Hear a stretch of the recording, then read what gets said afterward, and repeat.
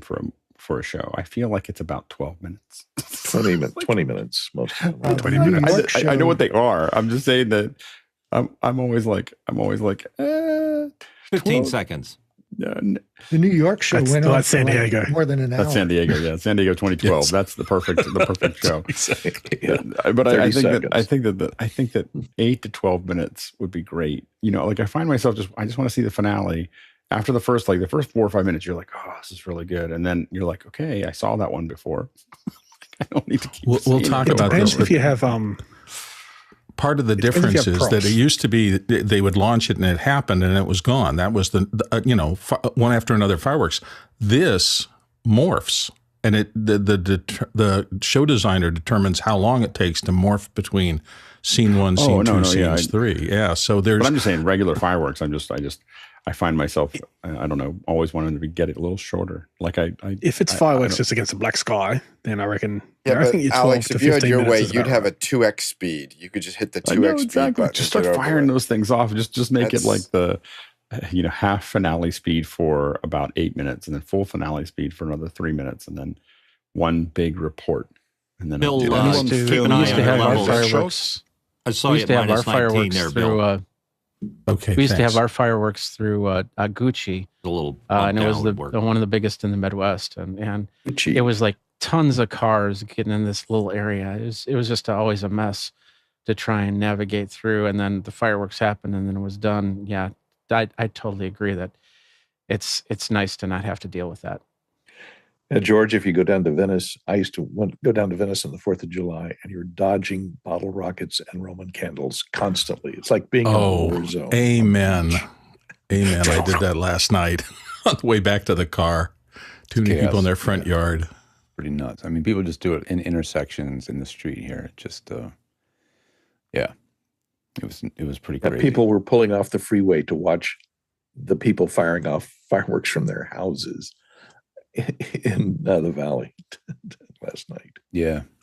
I almost got to watch it from Woodland Hills on the south side of Ventura on the hillside, looking over the valley, but I had another thing to go to here down in the Venice area, and it would have been pretty cool. I was going to ask Alex if he put up the something going on ambient. last night?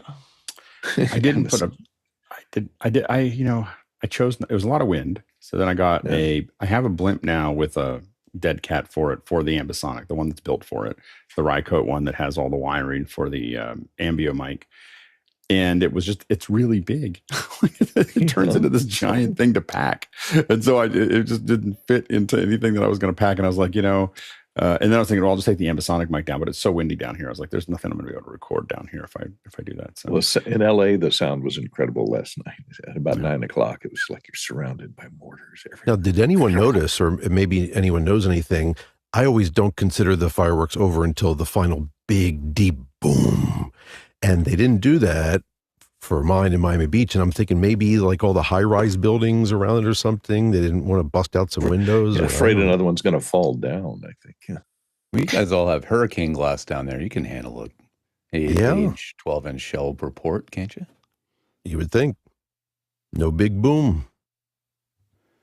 Yeah, they definitely had them here.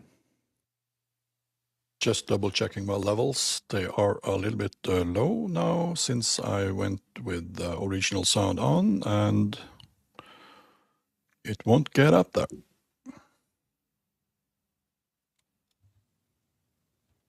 For some reason. What's your gain knob look like? 30 seconds, 30. Panelists, thank you all for being here today. Really look forward to the show.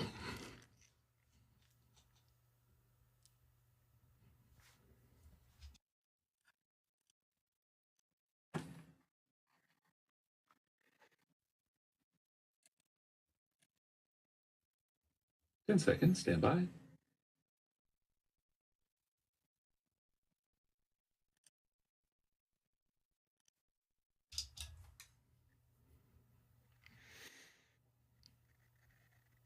Hi, everyone. Welcome to Office Hours, July 5th. We hope all of our U.S. panelists survive the 4th of July fireworks craziness in good stead. If you've come here via YouTube, you want to know more about what we do, head over to officehours.global, our primary web portal for more information and links about the show.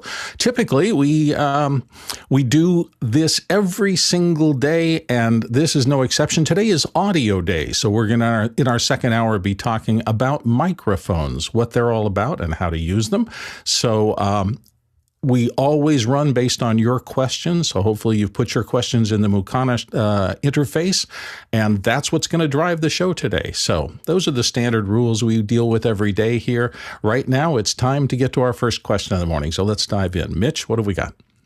Thank you, Bill. Appreciate it. Adrian Watkins from Wellington, New Zealand asks, does the panel have an opinion of the Warm Audio WA87R2 for home studio and Zoom, working into a MixPre 6? Carl Asmussen's going to start us off this morning. Carl, how are you? I'm good. If you've got the MixPre 6 already, then yeah, the Warm Audio is not bad. It's one of the better clones of the U87. You can look at other clones. There are a lot of clones. Like Golden Age has one, and Behringer's got their B2 Pro, which is another clone. If you're using it for Zoom, it's a little bit overkill. But if you're using it for dialogue recording and you're recording into your MixPre 6, then it's quite good. You need to be very aware that it will pick up every sound. It will pick up a dog 2 suburbs over. It will pick up a truck going past. So it's a very sensitive microphone for that case. But it is a very good quality microphone if you have a room that's well treated to handle all the frequencies that it can pick up. And George the Tech with him. Yeah, that mic is, because it has figure 8, you can experiment with that because sometimes figure 8 rejects more of the background noise or makes it worse. And so try both cardioid and figure 8 and see which one sounds better for your use case. Sometimes, especially in a small booth or a small room, the figure 8 will reject the sidewall resonances and other things like that. So that's a fun option to play with, but it's a good affordable option as a clone of a U87. Adrian, thanks for your question from way down in New Zealand. Let's sneak over next question. Next question in from Jeff Cohen in Miami Beach, Florida, and here in our panel. I'm exploring Logic Pro to record and edit dialogue, not music, versus my current DAW. Recommendations for a YouTuber or other source for advanced editing tutorials? I only find rudimentary manual examples compared to my current workflow. Carl's going to help us out again. Carl? So Ripple Training. There's $29. This is the dialogue and voice one they've got about a dozen different programs for Logic Pro. But this is the one tailored towards dialogue and voice. But yeah, take a look at Ripple Training, you can take a look at their videos and take a look at like a bit of introduction. But that's probably the highest quality you're going to get for Logic. Alex Lindsay. What Carl said. Ripple Training. Mark and Steve are old friends, I will admit, but they have some of the most organized and well thought out training in the industry on anything that they actually touch. So anything you see on Ripple Training is going to be great, and their Logic tutorials are great. Yeah, absolutely. I think a lot of us have, they're one of the first resources we go to when we're looking to learn something quick and well. Let's go to the next question. Alexander Knight in Vancouver, BC, Canada. Is anyone experiencing audio playback issues with Resolve 18.1.4? I thought it was just my old Mac Pro, but on my new M2 Mac Mini with 8 gigabytes of RAM, it takes approximately 2 to 3 seconds before I hear audio after hitting play. Editing H.264 video from ATEM ISO. Alex, help us. I haven't had that problem, but I will say that I have been having some audio anomalies inside of Resolve 18.1 and above. So I've had some playback issues. I haven't quite got to the bottom of them to the sense that I can tell you what that is, but I can confirm you're not the only one. And so I'm not exactly sure what's going on, but I've definitely had some playback issues, and especially with I'm doing 5.1 playback, so it's a little different than just stereo, but it's still mine has been just unstable playback. So Chris Fenwick wants to weigh in. Chris? Alex, I'm kind of surprised you didn't start with always convert to ProRes, because Alexander says he's using H.264. I would always convert. I wouldn't edit H.264, so you're still right. But so I would always go back. I don't edit on. I just edit in ProRes. But I was really just focusing on the fact that I'm having trouble with playback in ProRes. in even ProRes in Resolve. But yeah, the bottom line is I would never edit in anything less than ProRes. It's just too much trouble. I was serving up a softball there, Alexander, because Alex quite often will say, "Don't edit anything but ProRes." So he starts all of his edits by converting everything to ProRes. Yeah. So, and you said you were editing in H.264. I'll tell you, excuse me, I'll tell you that I don't have time to do that. There are occasions when I go, that's a weird problem, and then I'll convert it to ProRes. But 98% of the time, editing in H.264 for me, it works fine. And we've had in Resolve, in Resolve specifically, we've had issues where it plays back okay and then doesn't render, and it usually comes down to an MP4 or a H.264. We've lost hours working on with edits that don't render properly because there was an MP4 or an H.264 in there. Not that I'm bitter. And do you only see that on the export, Alex? Or does Sometimes, it just not export at all? No, it crashes on the export, which is even better. So it doesn't. It'll actually crash. It just crashes on the way out. And then you can't. It took a long time to figure out that we had to convert. Once we converted in this case, it was MP4s. But once we converted the MP4s and they played back. They looked fine. They played back fine in the app, and on export they were crashing the render, but not giving us any reason that. It took us a while to figure out that it was the MP4s that were crashing the render. And that just further underlined my obsession with ProRes. All right. I think we've dealt with this. Let's move to the next question. Jonas Dottel from Stuttgart, Germany. If you had to build an audio rack for a typical corporate event, what would you put in it? With many channels, how many channels would you need? Let's take with Ronnie Hofsoy in Tromsø, Norway first. Ronnie? Well, we have used a lot of Allen Heath, and we tend to use the SQ5. And previously we used up to 12 channels. We've seen that that's a little bit low if you need to add computers and Zoom calls, etc. And we're using the SQ5 a lot because of the automix system that Allen Heath has put in place, and it's really good for debates, etc. Nice. Carl Asmussen. So the one thing I'd probably put into a rack would be an M32C. So this is essentially an X32 in a 1U rack form. It'll take essentially take in from a stage box. You can bring in 48 channels on 2 different groups actually. And then you can mix down. So essentially it has all the programming that an X32 has the expansion slot, so you can put Dante into it. So it's essentially it's an X32 just in a 1U rack. It doesn't take up as much space. You can get the rack version of the X32, but this one is kind of good if you're doing a corporate events because you know you're going to be stage boxes. You're not going to be putting mics into the back of the room where this is going to sit. So there's no use having any mic inputs. So this is a little bit better, a little bit cheaper, a little bit easier to move around as well. Marty Adius. Oops, Marty, you're muted. Mm-hmm.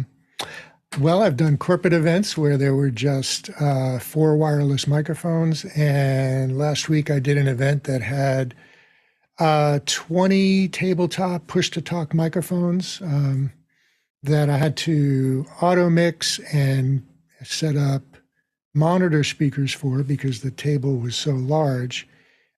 So I used 2 XR18s, fed into an X32, then zoned the microphones for monitor outputs, put up to 6 monitor speakers on the floor that were zoned with mix minus so that each zone had like 4 people, and anybody from that group who spoke did not get their audio fed into that speaker, but they heard everybody else. So there are lots of different kinds and scales of corporate events. But the M32C is great if you want to software control your mixer. If you like a hardware control surface, use the M32 or X32 console with stage boxes, of course, and that way you can use the stage boxes to not only bring in your microphones, but to bring out your speakers as well. Alex? Our typical kit for a typical corporate event has been an X32 with 4 to 6 Axient channels and a FreeSpeak. I mean, that's the kit that we would put in there. And then we would sometimes have an XR18 to mix things for the FreeSpeak if we needed to make it a little bit more complicated for comms. And then we usually add Studio Technologies, Dante belt packs. So those are the things that, they are kind of connected to that, 4 to 6 of them. And this is for, again, very typical number of channels, number of processes there. Once it gets more complicated than that, then we start talking about QL1s are typically the thing that we will step up to if we need to do something more complicated than the X32 can handle for, again, a typical corporate event, not a complicated one. And Jeffrey Powers. I'd put a lock on it because you never know when somebody decides, oh, let's start playing with some dials. Also remember that, it's also about that room. If this is a permanent thing, then make sure that you've got, that you're looking at the room as well for whatever you're doing. The more microphones, the more problems. And Marty Atias wants to come back in. Marty? Yeah, Jeffrey makes a really good point, whether this is a portable system or an installed system. And how many of those microphones need to be auto-mixed, because the M32, X32 can only do 8 channels of auto mixing, which is why I brought in the XR18s, because they can do 16 each. But if it's a permanent install, I would consider using a full-fledged DSP like a Symmetrix or QSys or something like that. Especially if it's an installed system and you're not going to have an audio operator, then you want to create your workflow, create your signal path, and lock it down and tweak it up and make sure that it's going to be consistent. And Ronnie had a follow-up. Ronnie? Yeah, like Marty said, the limitations on the Behringer was our choice to go to SQ5 and have many more channels of automix. Also, Alan Heath has this QU-PAC PAC rack-mounted mixer, which is something I'm going to look into as soon as possible. And Alex, as a former owner of a QPAC, I would recommend make sure you have a good return policy before you buy it, or test it. That's all I'd say. Fair warning. I have one that I pulled out of a client's facility, replaced it with an X32 rack. Right. X32 rack is a way better solution than the QPAC. There you go. The wisdom of the panel, always very useful. Let's go to the next question. And it's from Bo Cordell in Charleston, South Carolina. Bo wants to know, does a Dougan-style automix exist in any software mixers? If not, how hard would it be to create? Alex. I realize, I'll let Carl answer it. I realize I don't know. I was looking at this question, and I've never seen a Dougan automix, a true Dougan automix. Now, the thing to remember is that there are automixes that are very similar to Dougan. The patent for Dougan ran out, some time ago. And so there are definitely automixes out there. I haven't seen a pure software Dougan automix specifically, although I have seen other automixes that probably work in a very similar fashion to the Dougan. Carl Asmussen. So Waves worked with Dougan. This is their second iteration now. $600, 64 channels. It's a plug-in. So that's it. So this is it. So this is the second version. They did have Dougan Auto Mix about 6-7 years ago, and this is their second version of it. They've increased it. I think the first one was about 16 channels. This is 64 channels. They put it in for speech because that's what the Dougan was for. But yeah, so Waves. Just check out Waves Dougan Speech. There you go. Ronnie Hofsboy. Yeah, exactly what Carl said. We were experiencing some troubles using that plugin in different types of host application, but that's at least the Waves eMotion LV1 is usable. But it's all about cost. Marty Atias.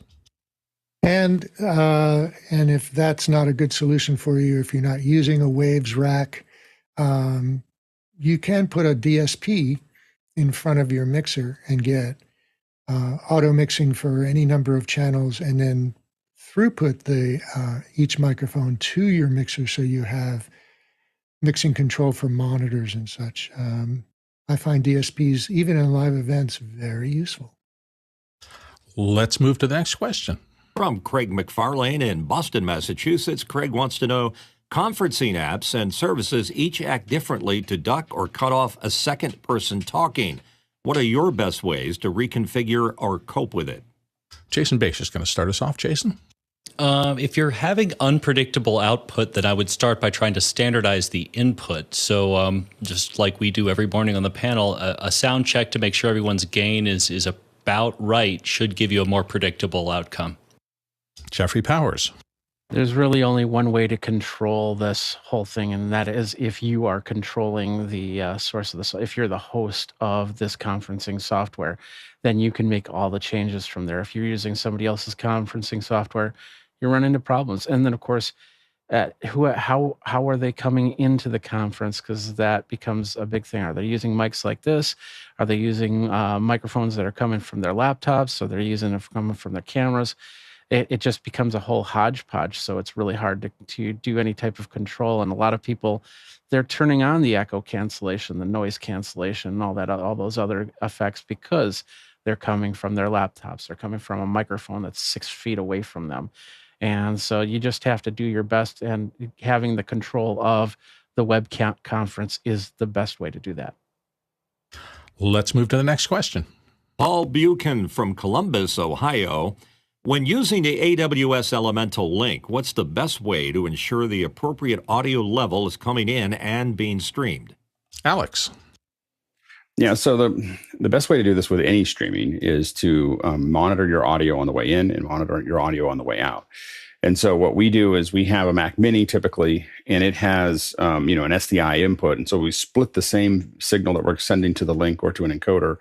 We run that into a Mac Mini, and we're getting scopes, and we're seeing all the channels that may be going out. We're seeing all of their levels, their level history. Oftentimes, we also want to see things like a lesion meter so that we can tell whether we're in phase or out of phase, or in polarity or out of polarity. And also things like spectrograms and spectrographs so that we can see any kind of buzz in the line. And that gives us a visual reference to look at of the audio going into the encoder. Then we open up a web page going full screen, whatever output we're looking at.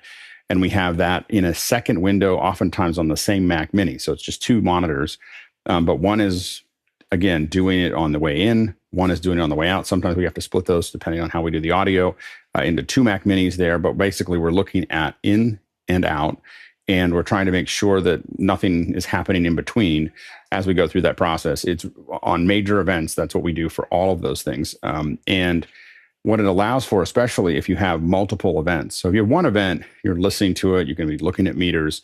When you're streaming 8 rooms or 20 rooms of content, you need to be able to look at a wall and say, that room over there is too low, and this one is too high, and this one has a buzz, and this one has, and I can do that visually when I have scopes for each one of those inputs that are going through and being displayed. And yes, it turns into a full, just our audio and video scopes generally takes almost a full height rack. It's about 72-inch high road case is just Mac Mini stacked up with all the I/O, and that's just there to take a look at the signals going in and out.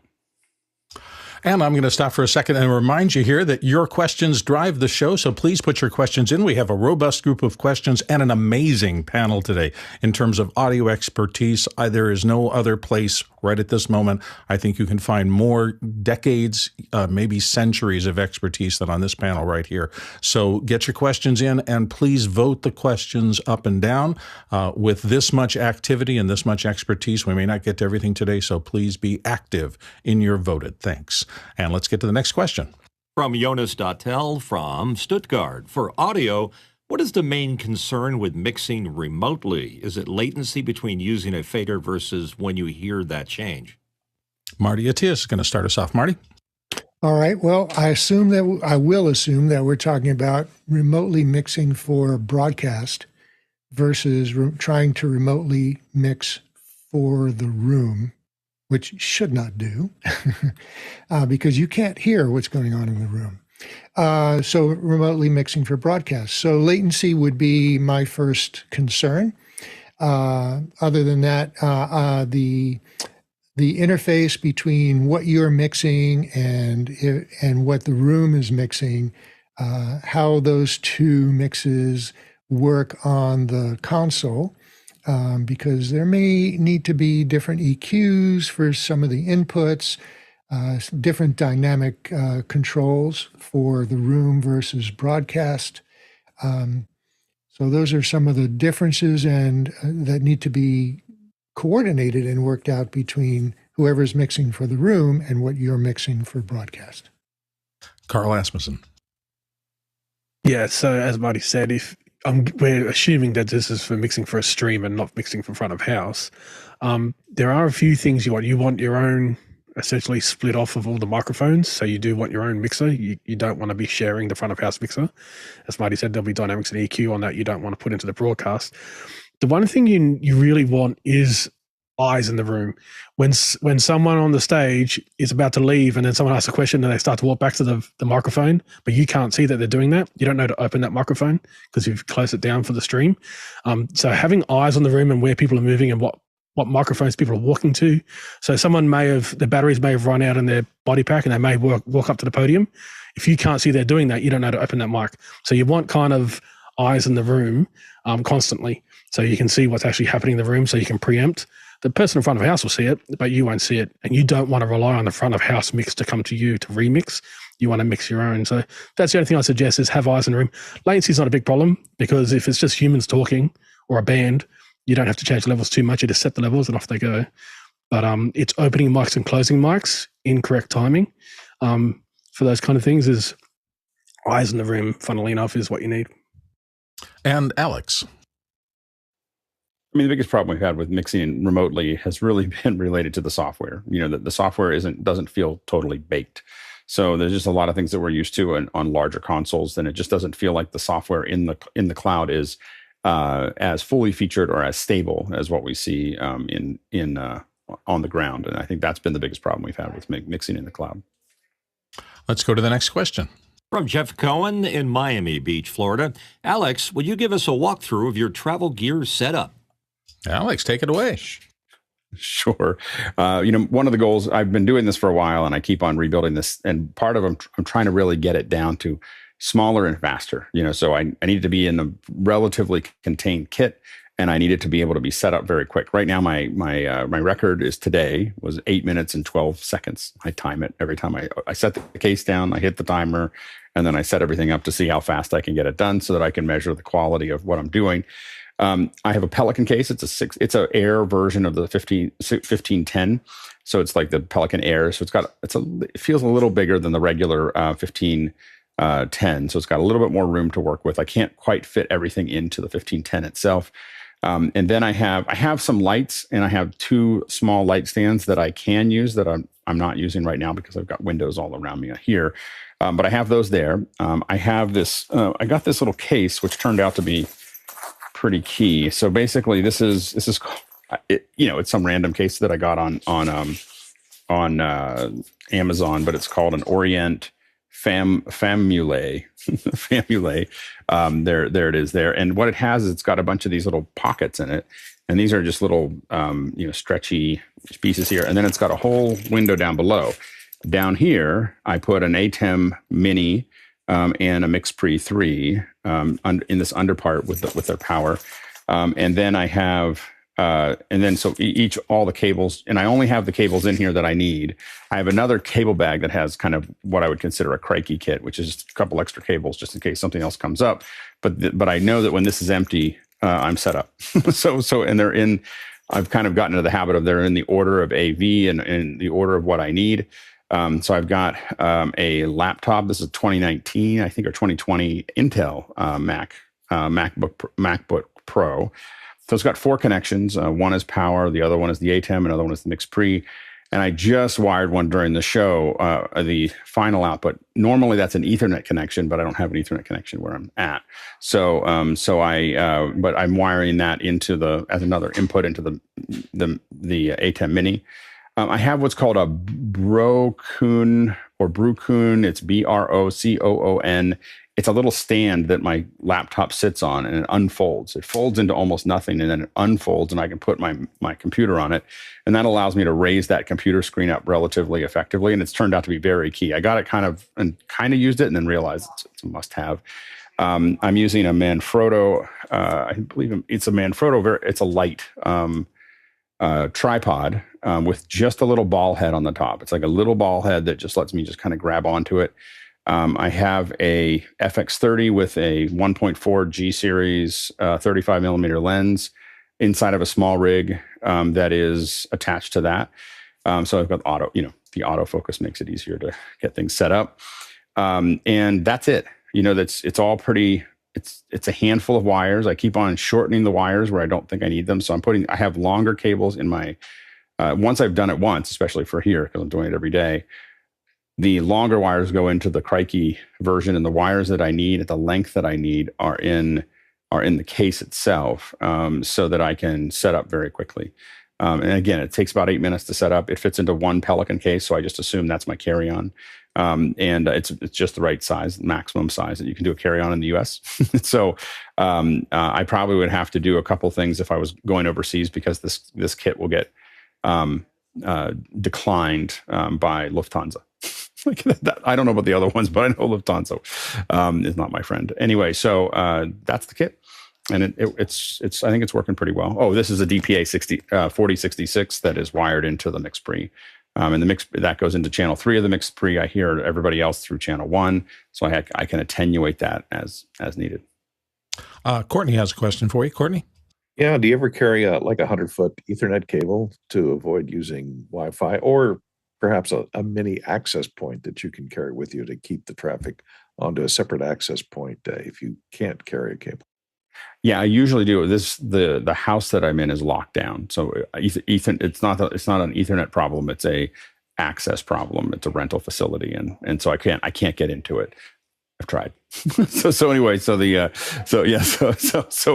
anyway, I probably start carrying lockpicks. Is that the next stage? I probably tried a little harder than I should have. So anyway, I do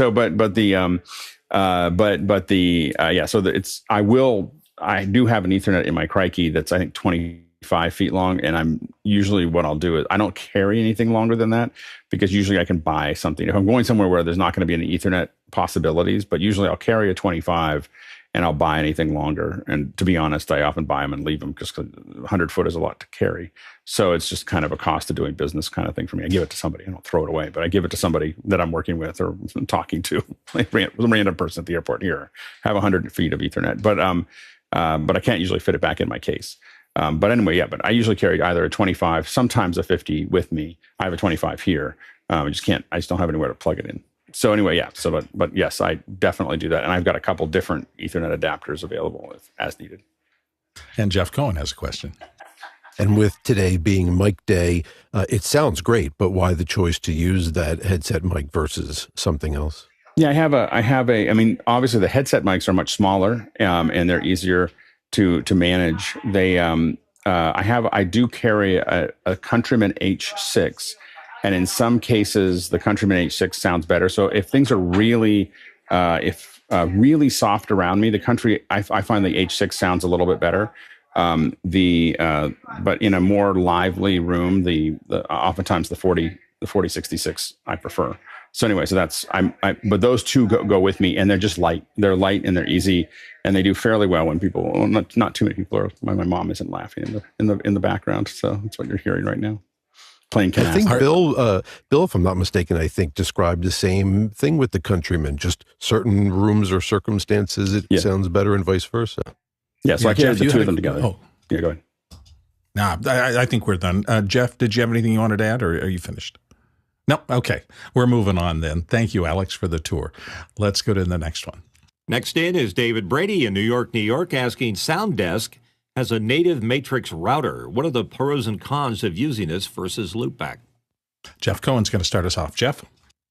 Yeah, I think from what I'm aware of, the big differences is mainly going to be the fact that you can use plugins with it. So each channel has slots for 8 AU plugins for Mac, but not to mention that it comes with a decent set of built-in stuff. I'm just looking to make sure I got the list. I mean, it comes on each channel. You can have, compressor, de-esser, gate, EQ, 2 different EQs, reverb, etc. And that's just what you get in the box. Plus, I believe it can do MIDI, and I don't believe Loopback does MIDI. And Jason Beish. I love both of these apps, and I wouldn't really think of it as a pros or cons. The two feel somewhat different to me. Loopback has its own audio tap into Mac OS, and it is extremely low latency and it's extremely visual. So I'd say one of the major benefits would be that you can understand Loopback without knowing anything about how to run an analog mixer, and you'll be just fine. I'm sorry, Chris Fenwick had a last minute entry. Chris? Yeah, David, the matrix thing I find super interesting. I figured out my whole system, and then somebody pointed out the matrix thing to me. So I just haven't played with it. It might work just fine. As long as you can gang multiple apps into one input, it's probably okay, but you're going to end up using Loopback anyway. Okay, ready for the next question. Paul Buchan from Columbus, Ohio, asking, when an event is being mixed for the venue audience and for broadcast, what are some best practices? 2 ops, different meters, etc. And since we have such an amazing wealth of experience here for the audio side of things, we've got a lot of people who raise their hands on this one. So please, everybody, try to keep it as concise and the most powerful information you have first. Let's start with Ronnie Hofsoy. Ronnie? Yeah, definitely. At least have 2 separate mixes. You can have one operator, but 2 mixes is really important. It's also difficult to mix the live stream feed when you are sitting in the same room as the PA is thundering out. So keeping the separate live stream mix in a separate room with separate speakers and headset is good. And please do remember to have an audience mic up in the stage ceiling or whatever, so you also get the ambience for the people that are listening to the live stream. Excellent. Jason Beish. Yeah, you could do this with one operator, but I would say as a rule, especially for mission critical things, I would run the house mixer on pass through and then allow, the A1, the A2, or both A1s, whatever you want to call it, their own discretion as to the signals once they've been, gain staged appropriately. And Alex Lindsay. Oops. Yeah, we use 2 people. 2 people, sometimes the same mixer. 2. Sorry, I forgot that I raised my hand. I saw so many. I was like, I was working on the next question. The two people for the mix. I don't feel like you can really accurately. If someone's really, really good and does a lot of this and it's not very complicated, then you can have one person managing it. But it's 2 separate. It's very much 2 separate mixes. Again, sometimes on the same mixer with a separate controller, but usually it's going to be 2 minds thinking about it. Again, the most advanced A1s can handle both of them, and if it's not very complicated. But as soon as it gets remotely complicated, it needs to be 2 different people. Speaking of advanced, our friend from Norway is back again. Great to see you, Greg Kurta. Tell us something. Yeah, I would absolutely two operators. They are totally different program. And a lot of times you don't have time, especially with music and shooting concert stuff, you don't have time to totally remix the whole thing.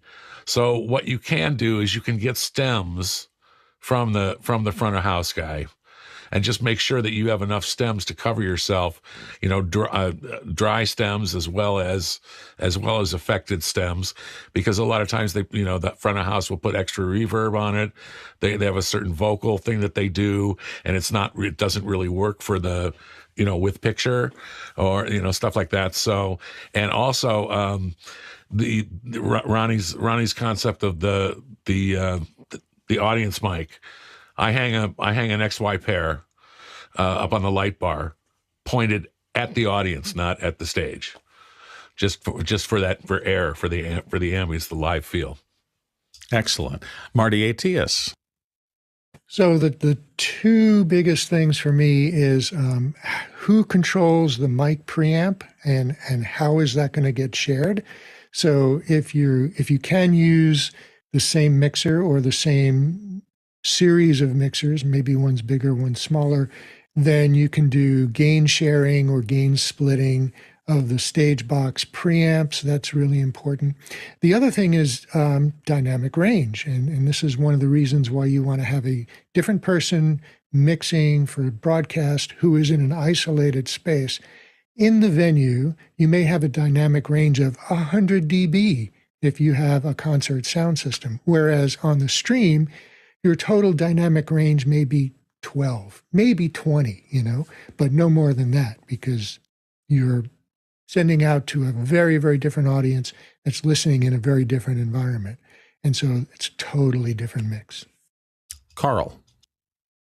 So you definitely want the two separate people, one in a separate room. As far as gain, so there's going to be probably at the stage box, you're going to have a monitor mixer as well. So a good way to do this is actually let the monitor mixer set all the gains, and then the front of house and the broadcast mixer will simply just mix the levels. So that's what the faders are for at the bottom. The gain knob, which essentially will be in the actual stage box, that'll be handled by the monitor mixer. That'll be the person sitting next to the stage, and they will generally set all the levels of the gains because those monitor mixers have to go back to the performers on stage. So essentially, as long as they're not clipping, then you can pull down something if you want it quieter, of course. You can add effects if you want it quieter. And then as long as you've got a Dante stage box or similar, then everyone can get their own clean feed, and then they can mix to their own heart's content. Jeffrey Powers. Yeah, I was going to mention on the split snake, because if you're splitting for front of house and then you're splitting for monitors, and then you're splitting for live broadcasts, that can become a big problem. The front of house is going to always take the primary spot on that.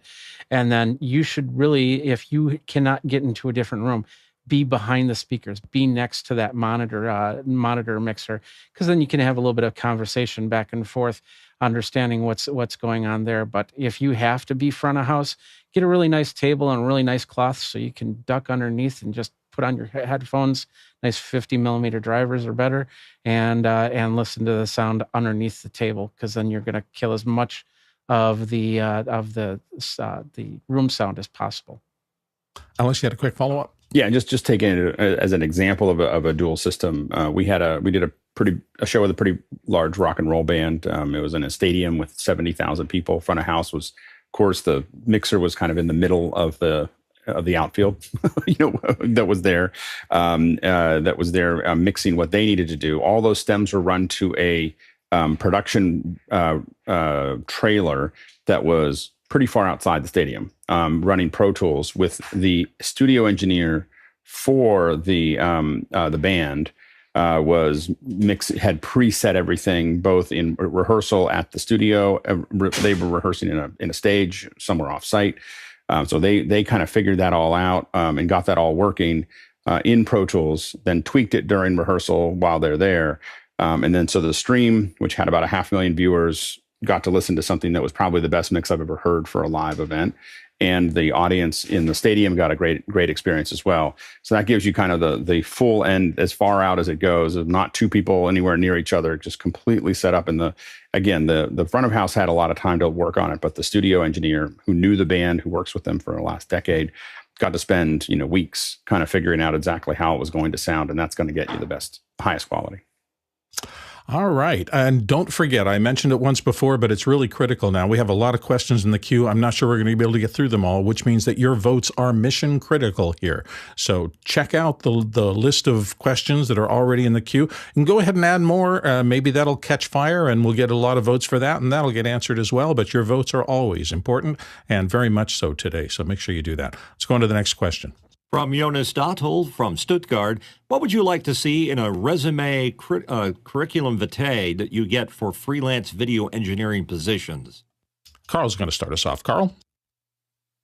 So if you're the one receiving them, so these are people applying, essentially I'd want a link or a QR code on their CV going to a show reel, and that show reel shows, if they're doing video engineering, they're going to be behind the scenes. So showing behind the scenes of events they've done.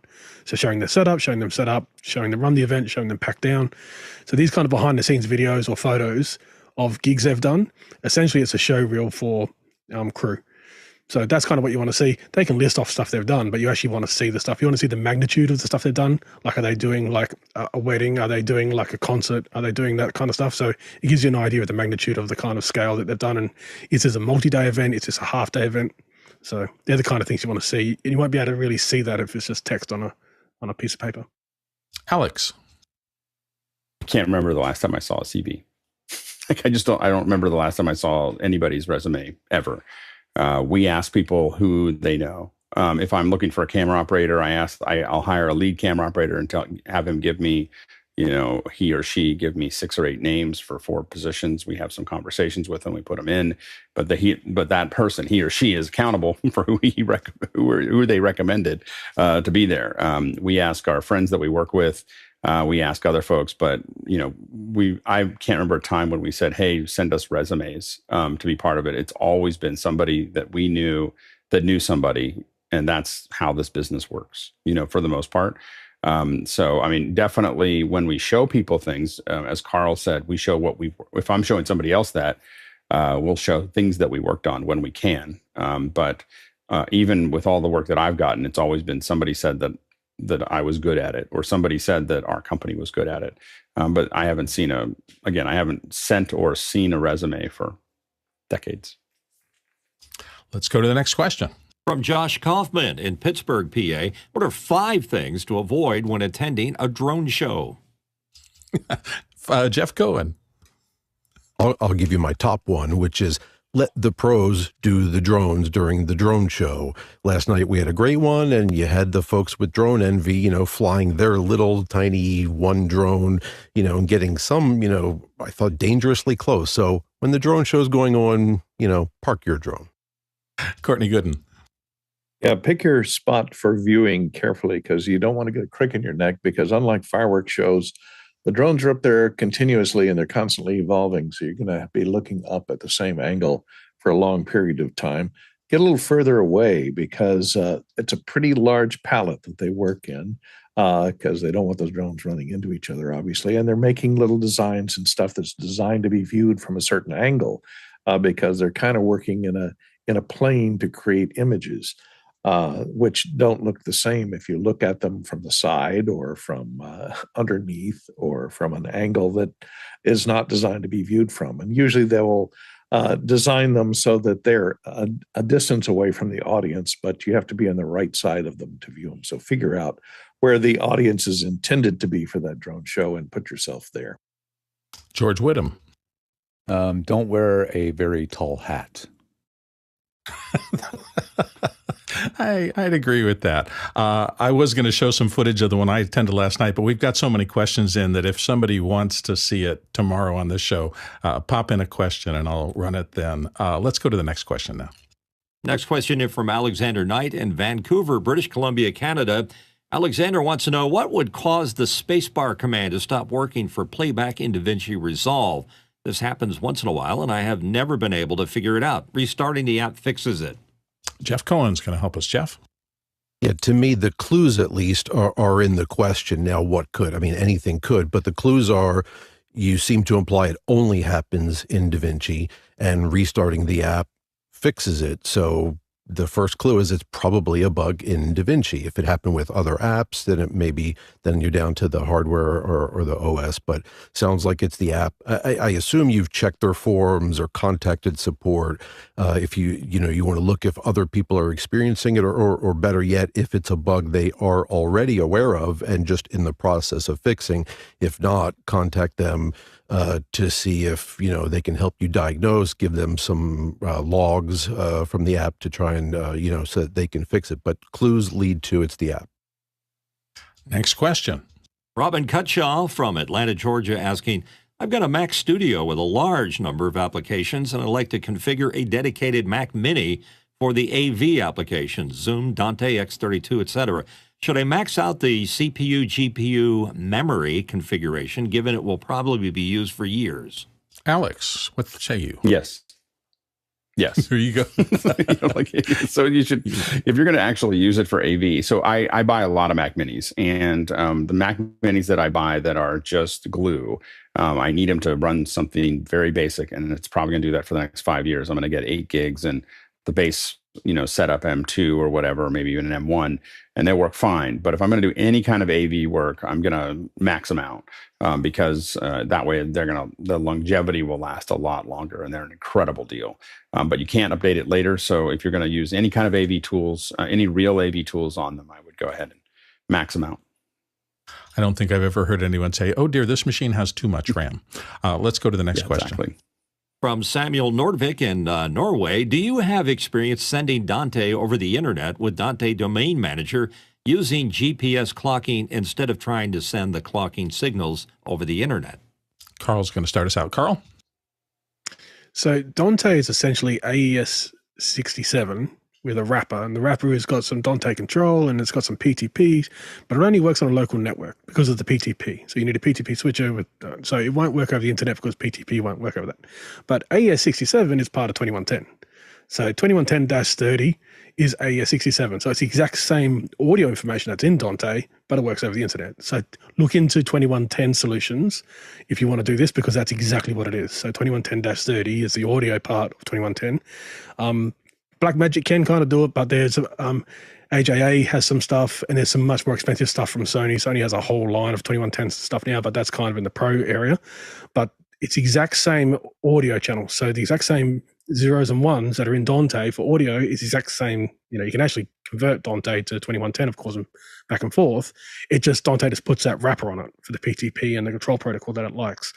But that's only local network because of PTP. But 2110 is the solution if you're going over the internet. Alex. Specifically with Dante, we have made attempts to do this. There have been some successful attempts to do it in the UK.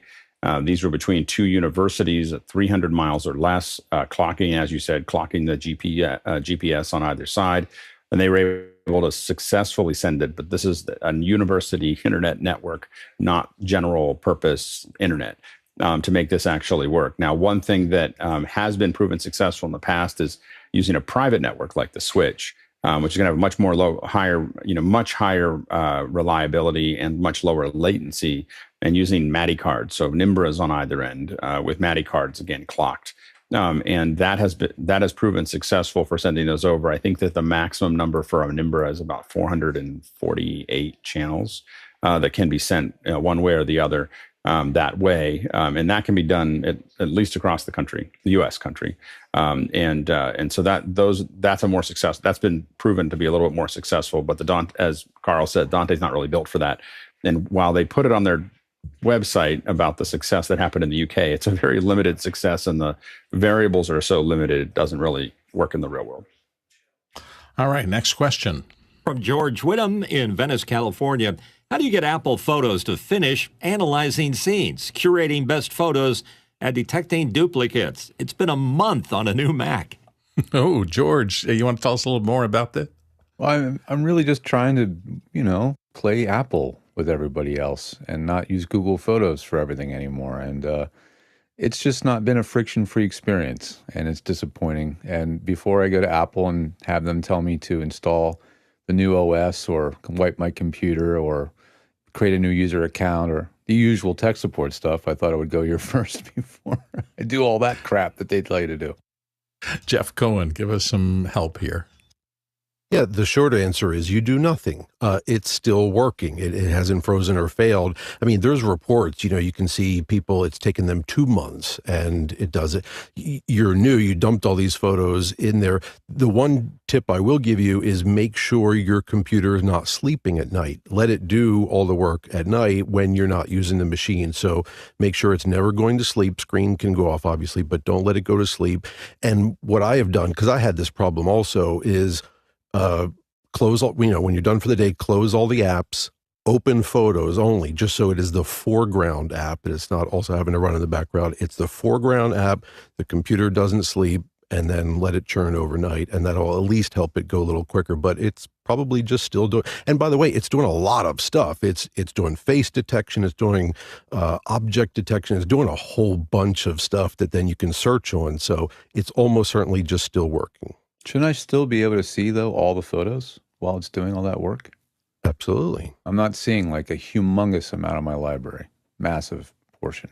I'm waiting for it to sync over the cloud, and I'm not seeing like That's a whole different question that you didn't ask. I mean, you absolutely should have all your photos there. Yeah, I have nothing since November is in there, even though it's all in the iCloud. So, Carl, can you help?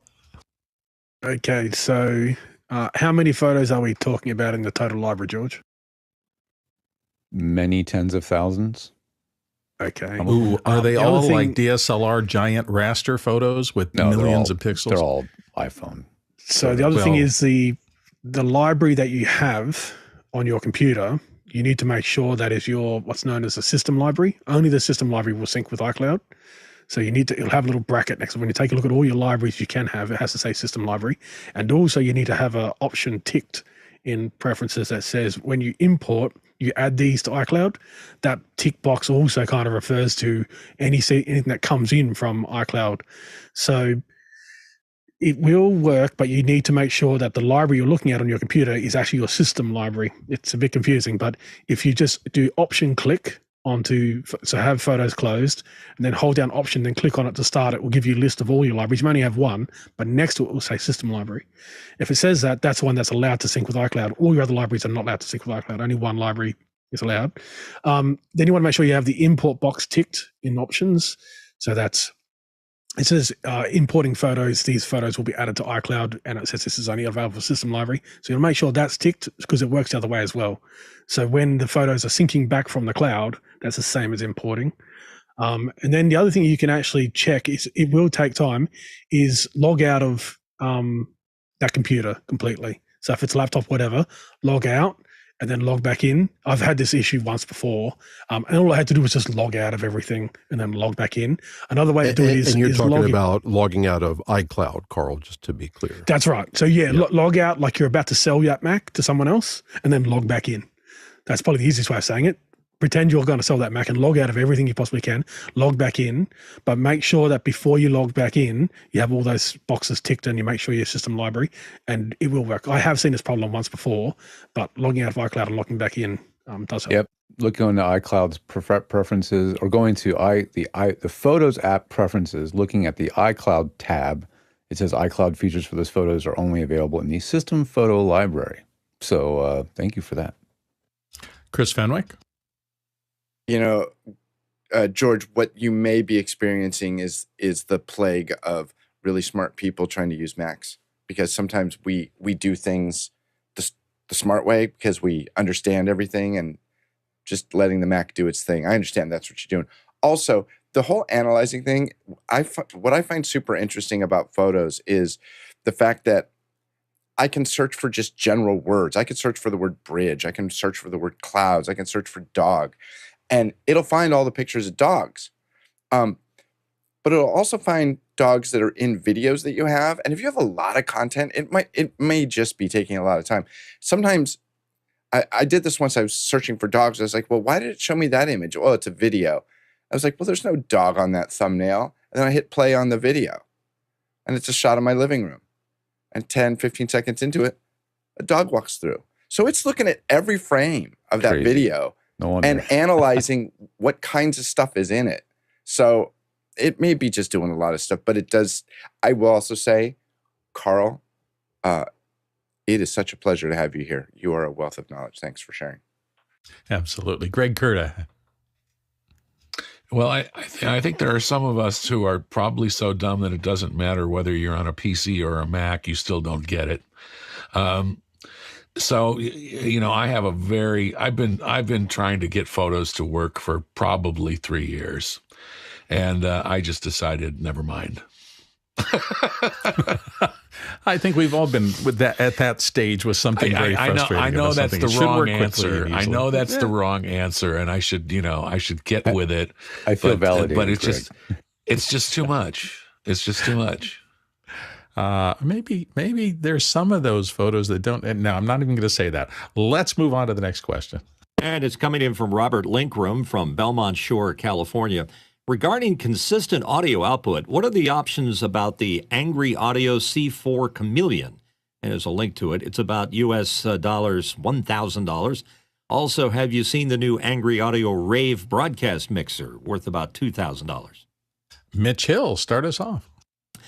Angry Audio makes really cool stuff for broadcasters, and the original intent of the C4 CHAMELEON was to place it on the monitoring audio channel at broadcast stations because you can't listen to delayed audio while you're a DJ talking on the radio. So it's a low latency, analog-ish device that does basically the same thing that a big processor would do.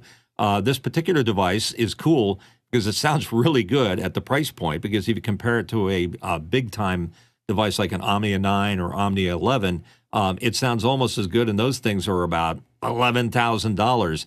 And the other cool thing about the C4 is it's designed by Cornelius Gould, who also designed the Omnia. So I give it a big thumbs up. I'd like to put it on my stereo. Catfish, please send me one.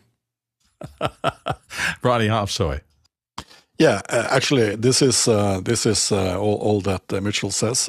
I'm looking into kind of more upgradable software-based solutions, because streaming is not necessarily real-time all the time.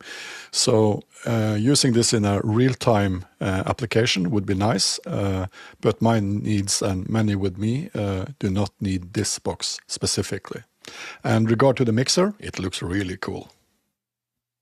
And George wants to weigh in on this. George? I haven't used any of his stuff, but I've heard tales of this man. But the one that's interesting to me is the monitor one that's just for headphones. So that there's a C4 type thing that's headphone monitoring specifically. And I think a lot of people that are headphone addicted, and people meaning voiceover actors, I know, maybe could benefit from that. I know one who actually will ride his headphone monitor level to get the desired effect in his headphone while he's performing. And this could really save a lot of busted pots. I replace that pot every year because he wears it out. This might be an interesting way to remedy that situation. So I want to check one out. Is that the sign of angry mixing or something? He's breaking that many pots? Interesting. Let's go to the next question. From Josh Kaufman in Pittsburgh, PA. There are several audio over IP solutions that turn a device, a phone or a tablet, into a speaker. How might I send audio to a phone so that it's a mic input for apps? For example, injecting audio to a phone streaming to Instagram. Carl, can you help us out? So in iOS, this can't happen because of sandboxing. So it can happen on a Mac, but it can't happen on iOS, on an iPad or an iPhone. Jailbreak back in the day, like, iOS 3 or iOS 4, you could jailbreak and do this back in the day when you could. But I think since iOS 5 or iOS 7, when jailbreak became nearly impossible, this hasn't been able to be done. Android can do this. So if you want to do it, you want a mobile device, Android tablets can do this, Android phones can do this, but iOS is sandbox. So no one app can talk to another app like that. So it's nothing like audio hijack on the iOS, essentially. Jeffrey Powers. Yeah, the only way that you can really do it is to kind of do a piggyback method on there, and that would require something like, the IK multimedia iRigs that could patch through the older devices. It makes it easier, especially ones that do have the old analog jacks instead of the lightning jacks. It's not impossible, but once again, it is a workaround, and you definitely need to have it hard connected in rather than going from phone to phone.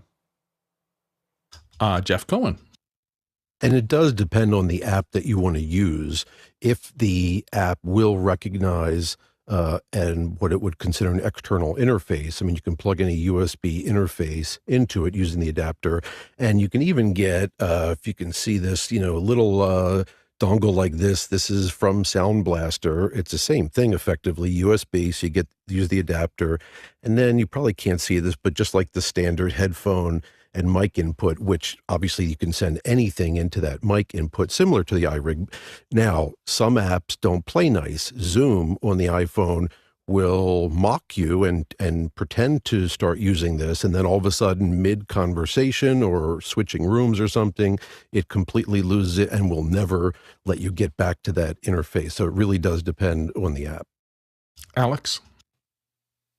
Yeah, so the way that I've done this is using the Bluetooth I/O adapter to Dante Awia adapter from Audinate, and this is it looks like a little pill. It's Ethernet over It's power over Ethernet. Oh, and Jason has one there. He'll show it to you there.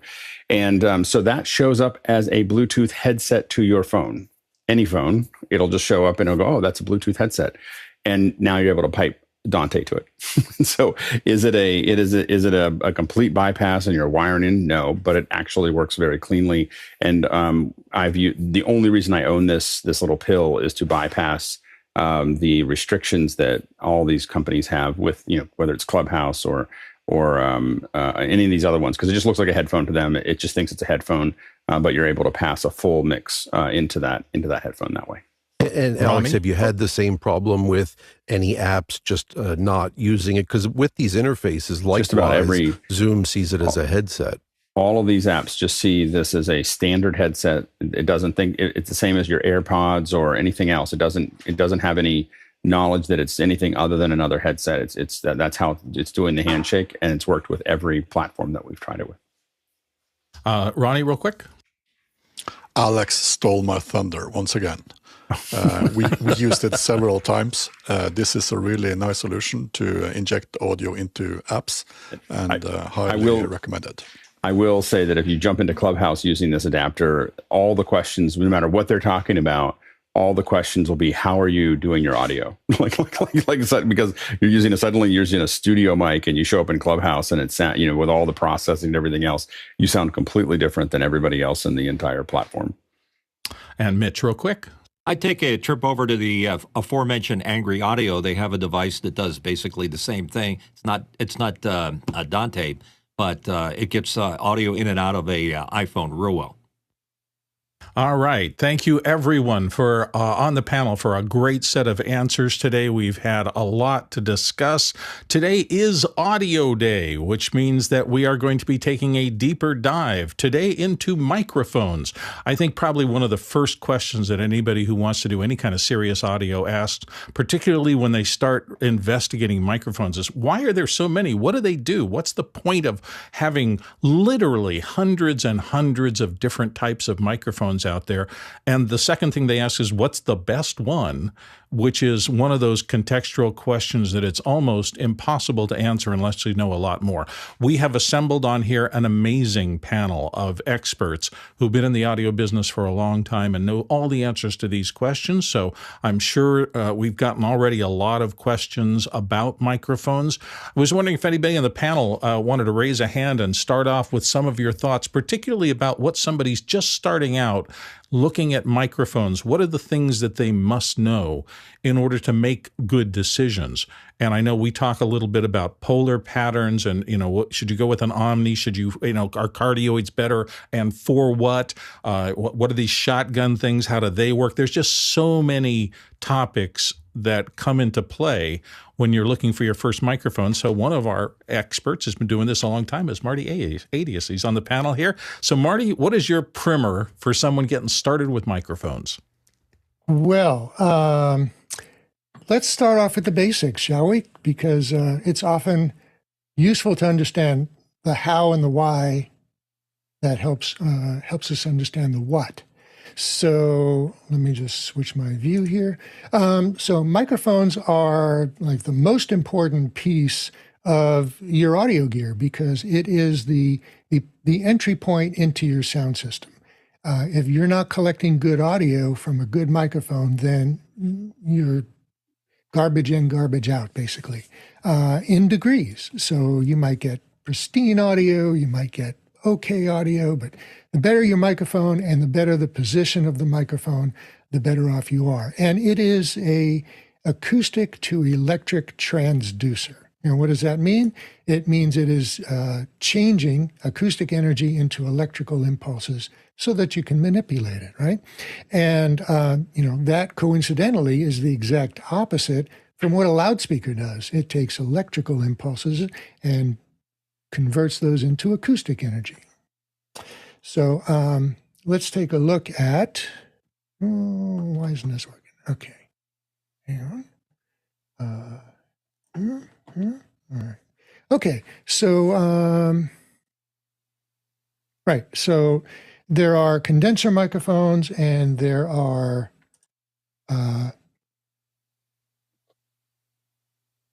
dynamic microphones. And A condenser microphone, they work a little bit differently.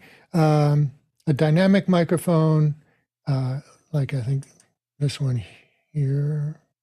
Yeah, that slide is missing. Okay, so a dynamic microphone takes acoustic energy. The air pressure and changes in air pressure moves a diaphragm that moves a coil of wire that's suspended in a magnet, and that creates an electrical impulse. A condenser microphone and a dynamic microphone does not need any kind of power. Condenser microphone needs what we call phantom power, and that's because instead of moving a diaphragm with a coil attached to it, it's actually changing the two charged plates like a capacitor and the different distance in between them, and that creates an electrical charge. Very basic concept there. Right, no dynamic power. Oh, this is the graphic I was looking for. This is a dynamic microphone, and you can see that coil of wire is moving in the magnet. All right, and so condensers tend to have a higher output level. They need phantom power, and they can be either large or small diaphragms.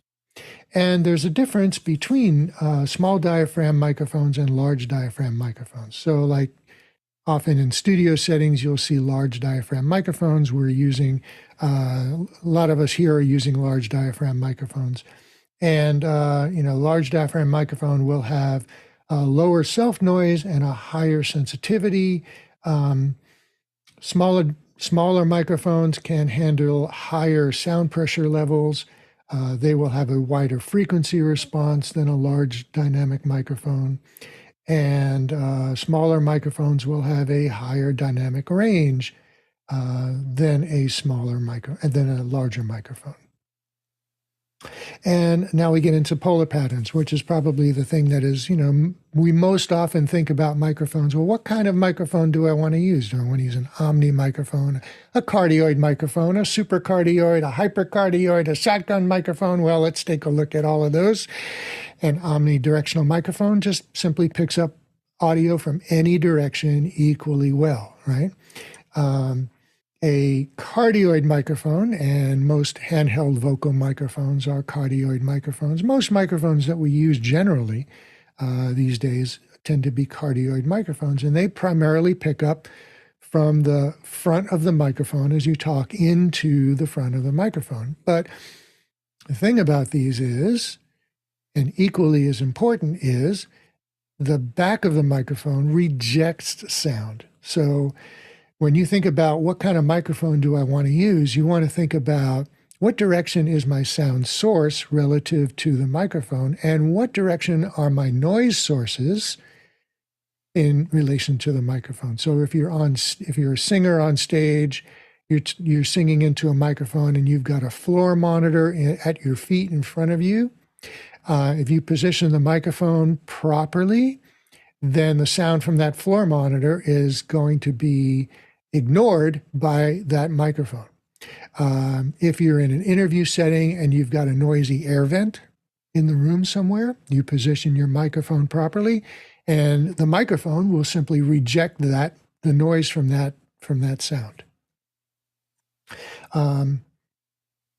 Directional microphones have what we call a proximity effect, and that is when we get close to the microphone, the bass response will pick up. And in this curve, you can see that this is the, this is the, if you're 12 inches or so from the microphone, you're going to get a slight roll off in this particular microphone. And if you're closer, like 3 inches, you'll see this kind of curve. And if you're really close, within a 1/4 inch, you'll see the bass response picking up. That is what we call the proximity effect. And you see that it starts from about 1,000 hertz down. Then we get into supercardioid and hypercardioid microphones, and you'll see that a hypercardioid microphone has a slightly narrower pickup angle in the front, which we call the acceptance angle. But you see see this lobe in the back? That is the rear rejection angle, or that is called a rear lobe.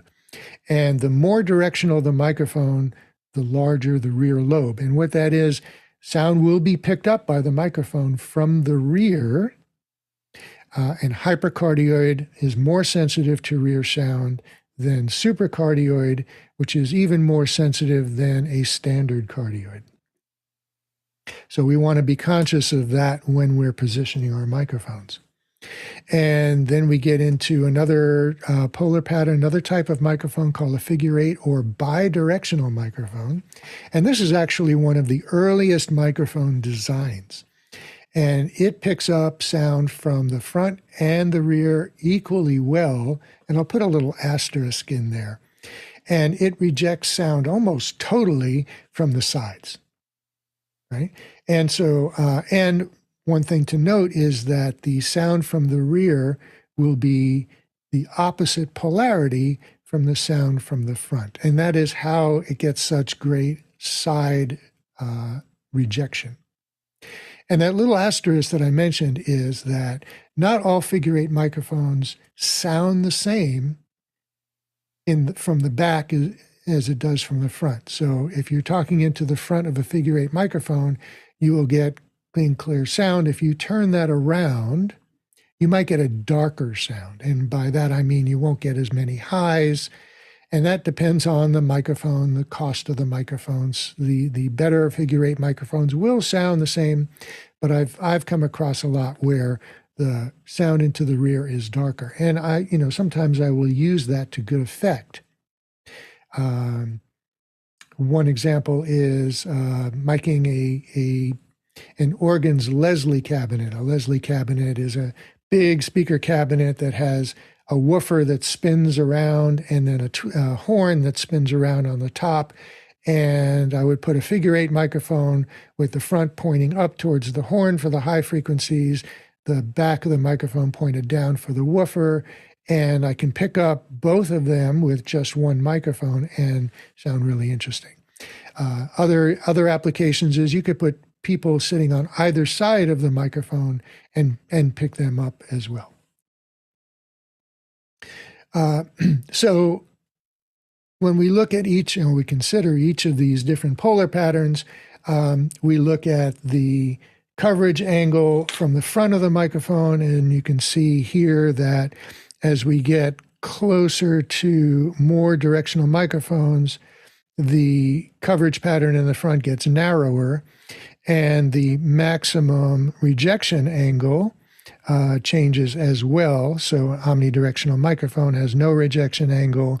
A cardioid microphone has a rejection angle of about 180 degrees behind the mic. A supercardioid 126, a hypercardioid 110, and these are typical figures, they're not exact. The rear rejection angle gets less with the more directional. So you see 6 dB for a hypercardioid, and this is coming directly from the back of the microphone. The sensitivity of ambient sound in the room changes as well with different polar patterns. And the distance factor is a relative to an omnidirectional microphone. With a more directional microphone, you can get further away from your sound source.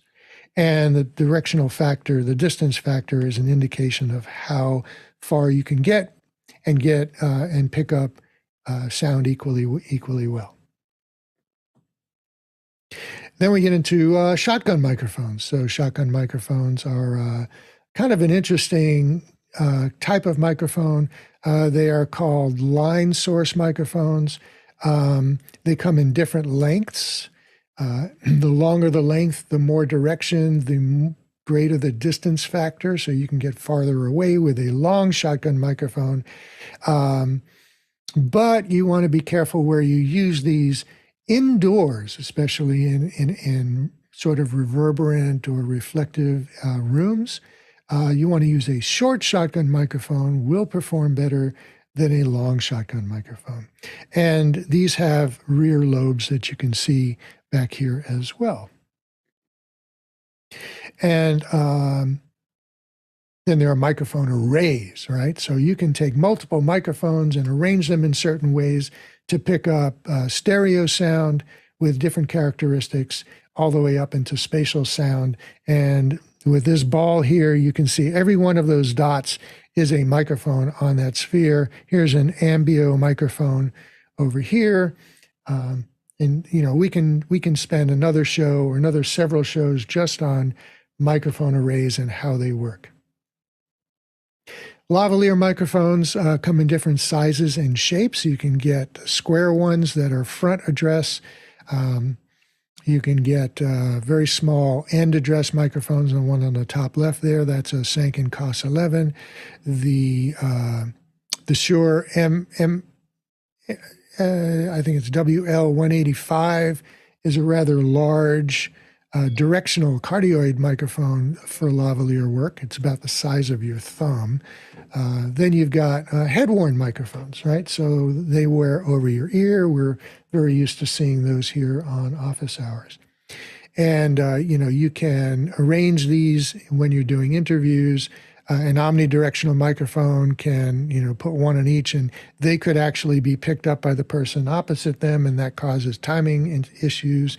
But you can use cardioid lavs, which will give each person more isolation. You can use shotgun microphones mounted on the floor to pick up each one, and then you can do shotgun microphones overhead. This is a show that I did a few weeks ago. And this is interesting. You can see that I've used 3 microphones, one for each person. And I chose shotgun microphones over lavaliers because this was a fast and furious interview. People were coming in and out all the time. There was no time to be mounting up lavaliers. So I chose this arrangement because each person was talking into a specific microphone. And they were also, I also arranged these so that each person was sort of being rejected by microphones from other people. Then there are windscreens for microphones, and these comes in all sizes and shapes. You can get foam windscreens for lavalier microphones. You can get furries. I've got a whole assortment here. Foam windscreens. This one has 2 layers. This is a more open cell in the middle and a more dense on the outside. The thing about windscreens is to create a dead air space surrounding the microphone after buffering the wind and airspace around it. So you can get. Let me go back to my regular screen here. Right. So this is a windscreen with a furry cover, and there's a basket inside of it, and you can put the shotgun microphone in here, and it gets suspended in a dead airspace. There's a smaller version of it. You can get furry covers that can go over your microphone if you have just a basket like this one, right? And this furry cover goes over it. And then there's the larger ones, right? So this is a very large microphone for high wind, wind cover for high wind situations. And then there is the Zeppelin, what we call the Zeppelin. And this has a this is a stereo shotgun microphone, by the way. It suspends the microphone in a shock-mounted array, and then the cover goes over it, suspends the microphone inside, and then a cover goes over the back. And so you have the complete Zeppelin array. And then over this, you can put furry covers over it. So I'm going to stop there. I have more, but let's go to other people and questions. Thanks. That's a great primer. So everybody, this is why we're here, to help you understand the whole thing. And I will say, I've run into more problems with audio on sets for people who are starting in the business than anything else. It seems like everybody, because they can see video issues and things like that, they feel more comfortable in diagnosing. Audio being something that you must listen to and you can't actually see it tends to confuse people more. I'm going to put a couple of people in the panel here in the spots, or at least one, which is to say that if you were starting out and you had to choose just maybe 2 or 3 microphones, where would you start? And because Greg hasn't been here in a long time, I think I'll put him on the spot all the way from Norway and say, Greg, if you were a beginning practitioner and you wanted to go out and record some audio, what are the 2 or 3 types of mics that you would go to first to give you some flexibility in the kinds of things that you could address? Okay, I think first of all you would have to figure out what types of things do you want to do? Do you want to record music? Do you want to record dialogue? Do you want general ambience recording? Because that would play a huge part in what you would get. Now, for me, since most of my work has been in dialogue or in motion pictures generally, I think everybody should have a good dynamic mic, at the very least, like a Shure SM58 or something. You can go anywhere from there. I like these Audix. Look, at least 2 of our panels had one within reach. Yeah, exactly. So that would be one, and then for condensers, for me, I would have a shotgun, and I would have either a cardioid or a hypercardioid. For a shotgun, if I could only have one mic, what I would take is the Sanken CS3. Because that mic sounds so good on everything, and it doesn't suffer from that typical shotgun problem of creating more reverb inside a reverby space, because it's actually 3 capsules that are in that shotgun. If you went in that direction and got the CS3, what are the couple of things you would go, oh gosh, I'm sorry, I only have this? Because every mic has things it's really good at, but some things it doesn't do well. Like that would hung around somebody's neck as a lavalier. That would be a big fail. But what are the kinds of things that mic wouldn't do for you? It wouldn't allow me to. It wouldn't allow me to get loud sounds in a close-up way. It wouldn't allow me to handle a lot of SPL, in other words, sound pressure level. Excellent. If I was recording gunshots or stuff like that, you want a dynamic up close for that. Your typical condensers just aren't going to handle that. Perfect. That's what I was trying to get to. The people who may be coming in new and trying to learn this. This is why we have so many different kinds of microphones, because you find, and I'm going to ask that same question to Carl Asmussen, because you're in Norway and he's down in Australia. So let's get a global perspective here. Carl, if we were to come to you and say, what are the 2 or 3 that I need to have? And are there any differences from what Greg just told us? So yeah, there is a question coming up that's very similar to this, but essentially, microphones are tools. They're tools to convert acoustic pressure waves into electrical energy.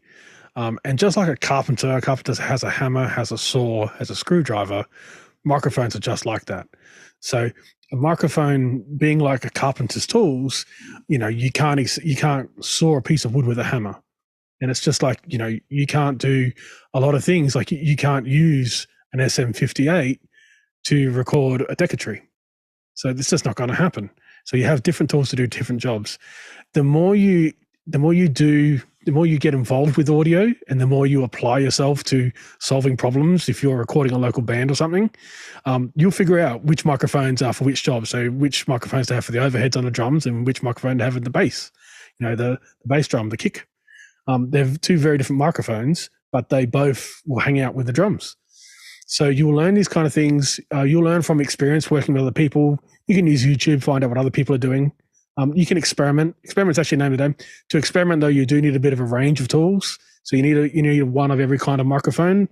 Now there is a bit of a misnomer with omnis. So there's omnidirectional, the pattern, which Marty was talking about. Then there's omnidirectional, the transducer. So most manufacturers only make one true Omni. We call them a true Omni because it's a very particular type of microphone.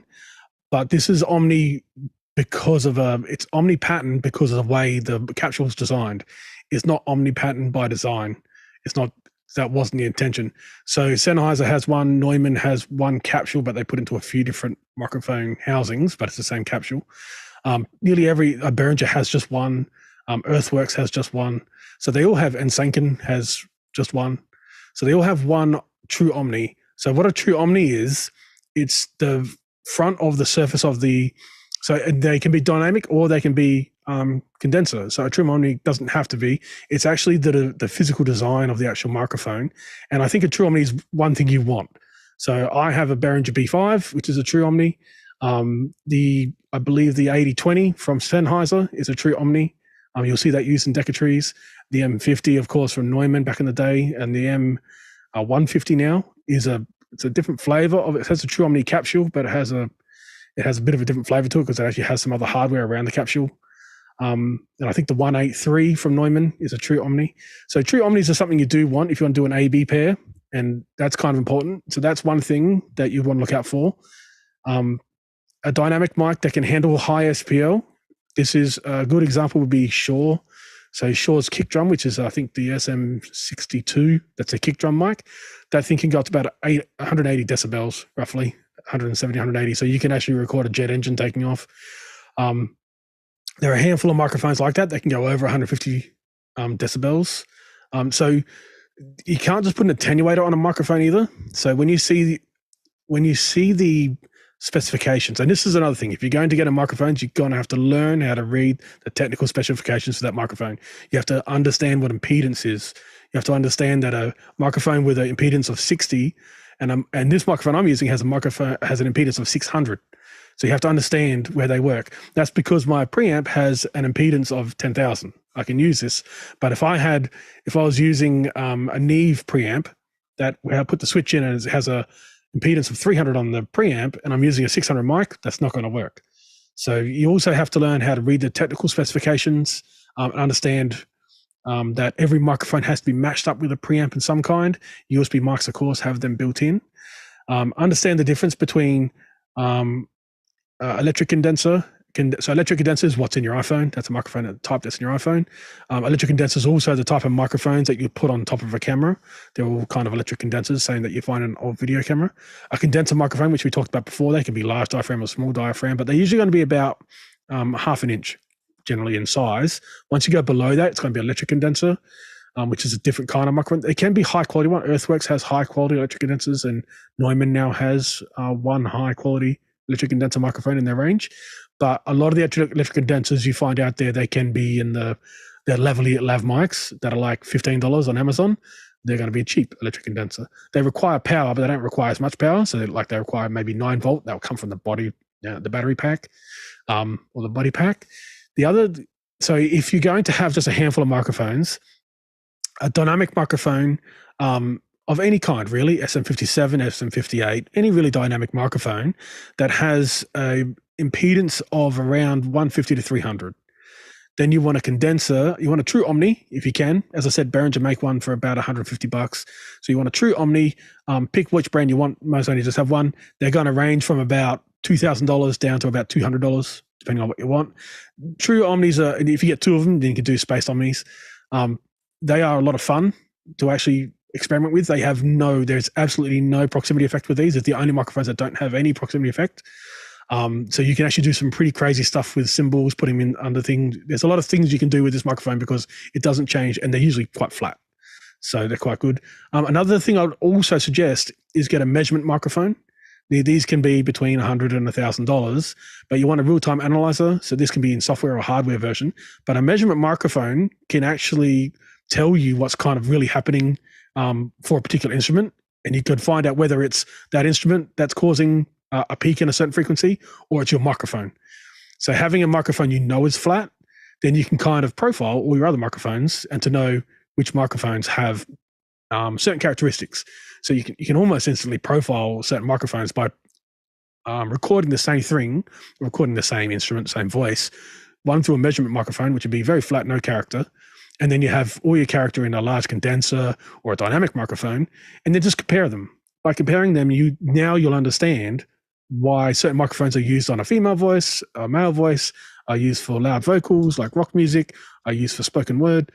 And the way you do this is just record all of them, or what you have, on the same source, and then A/B comparison, and go, this one sounds better for speaking, and this one sounds better for music. That's what you have to do. Have to admit, I've had so much fun reading the chat here as everybody has been talking through here. The one that caught my mind first, George Wood has said, and you can use the EV, the Electro Voice 635A, as a hammer.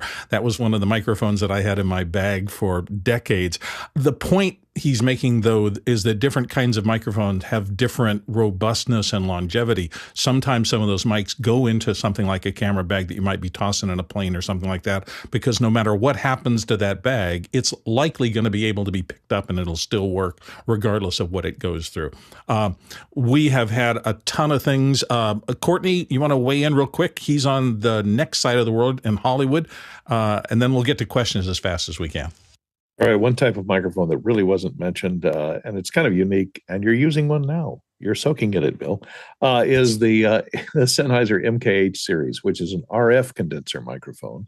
It uses a different technology than standard condenser. It uses it uses a symmetrical diaphragm rather than a singularly polarized diaphragm. And the thing that they're good for, if you're using microphones outdoors, if you're going to be using a condenser microphone in a high humidity situation, a lot of times the conventional condensers, which just have an FET preamp and a capsule with a capacitive diaphragm in it, will short out, it'll get crackly. It won't work well in a high humid situation. The RF condensers are pretty much immune to humidity. So if you're going to be using it outdoors, it basically uses the capacitance in a symmetrical diaphragm to modulate an FM frequency around 8 megahertz. And then that frequency is demodulated. That FM frequency is demodulated within the microphone back to audio and gets back out. And that way, it doesn't have a lot of the problems. It's very low self-noise. So you get a very low self-noise, and you get a lot of immunity to any type of changes in the atmospheric humidity that can affect the capacitance of most condenser microphones. So that's one thing I wanted to bring up. The MKH series, they're kind of phasing them out. But they last a long time. I have Sennheiser 415s that have been around 50 years, and they still sound quite good. Yeah. George, real quick. And then just in a completely different microphone design, this is a Earthworks microphone. That's really a dialogue microphone, which is very weird for Earthworks. But you'll notice the capsule on this thing is really small. It's really, really abnormally small compared to, well, a 635A, for example, the hammer mic. But it's unique in that because it has such a tiny capsule, they say it's very fast, meaning the microphone can respond to transients extremely, extremely quickly. And that's one unique, that's a mic that doesn't fit the description of most everything we've talked about. The only disadvantage of a really small capsule is the self-noise of the mic will go up as the capsule shrinks in diameter, smaller and smaller and smaller. This one has the same self-noise as a Sennheiser MKH 416, which we consider to be quite acceptable for just about any kind of voiceover work or, broadcast. So anyway, just another data point. Moving on. If you've been watching this and listening, now you know why most of us, when somebody says the word microphone, we raise our hands and go, yes, I have a problem. I keep buying them, and I will never stop buying them, and my collection keeps growing and growing and growing. It's because there's so many of these tools that solve specific problems for specific people who have gotten to the point where they understand how all this technology works. Well, let's dive into our questions. We have quite a few of them. So, Courtney? Here's one from... I'm sorry, Courtney. Yeah. Mitch. Excuse me just a second. Here's one from David Brady, and it's gone. Okay, let's jump to Robert Shoji in Los Angeles. What are your 2 to 3 most must-have microphones, and why? Let's start with Ronnie Hofsoy over in Tromsø, and we'll go from there. Oh, I'm sorry. I guess something happened. We got something weird going on in the back. I see Marty here. Marty, go ahead. Well, I raised my hand for the other question, but if you had to have 2 or 3 must-have microphones, That's really hard to say because different applications call for different kinds of microphones. If you're doing ENG field work for news, or field production for portable use, you'd want to have a really good shotgun microphone, a 416. The Sanken COS3, 3E. You want to have good lavalier microphones. You want to have a handheld microphone. But if you're doing conference work, it would be a completely different set. If you're doing music work, it would be a completely different set. If you're doing voiceover work, it would be a completely different set. Okay, let's go on to Ron. No, wait a second. I'm confused here because things jumped around a little bit. Let's go to John Preto now. John wanted to weigh in on this. Yeah, they moved the question down, at least on panel view. I think I understand what Dave's wanting to do here, and what I use for this is just web cameras. So any of the web cameras, the Nest, the Ring, or the Wise cameras are perfect for this. And the nice thing about that is they've got AI in the back end in the cloud, and so you can train the systems so it knows if the dog is barking, it knows if people are talking, or if it's just noise or wind. It can differentiate those sounds, and that comes in really useful for notification. If somebody's messing around my house, I know it immediately. I think that's what Dave's trying to do. Yeah, that's interesting that now that this new AI and large learning models and everything else are being put into sound, and we're getting some new technology out of this. Carl Asmussen. Yeah, so for what Dave's asking, if you want to use it outdoors, you can have sacrificial mics. So if it's under an awning, it's not going to get rained on too heavily. You may just get a bit of moisture. You'd want to condense. So essentially, a good one would probably be just a lav mic, to be honest. A lav mic, you can put it in a little plastic bag, but just a lav mic, sacrificial lav mic, it's omnidirectional. It's usually very sensitive. It doesn't require too much. You just have it running into a body pack. You just have it running into a converter. A phantom power converter will need some power. But as long as you can keep the wires out of the rain, I'd suggest a sacrificial lav mic. You can put one up pretty much every year, and it'll be fine. It'll be very sensitive, especially if you put it into a nice preamp. The other type of mic would be a boundary mic, and this is where you'd want to permanently attach it to the ceiling underneath that awning, and that'll actually pick up sound a lot better because it actually uses the entire awning to pick up sound. So a boundary mic is sacrificial. These are all going to be sacrificial. There are some weatherproof mics, of course, but they're all usually dynamic. You'd want a condenser if you want to pick up, sounds of the neighborhood. So a boundary mic or a sacrificial lavalier mic. Okay, Marty? Yeah, boundary microphones are really nice, although you really want to make sure that you've got one that is going to be weather resistant. And as Carl was saying, a lavalier microphone, this is the Countryman B3, and they advertise this test that they do where they actually submerge it in Coca-Cola, which is corrosive as well as wet, and it survives. So that's something that you could actually just put out even in the rain. And you might want to put some sort of a windscreen on it so that you can control wind noise, a furry windscreen for something. And that will also provide some sort of rain protection on it. And you can get windscreens for boundary microphones as well.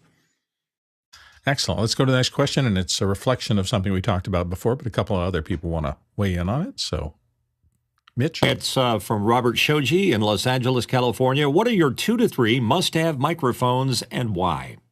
So again, we touched on this, but Ronnie, your thoughts? Yeah, the first one is the absolute default one, whatever you want to do. If a person wants to speak into something, the SM57 from...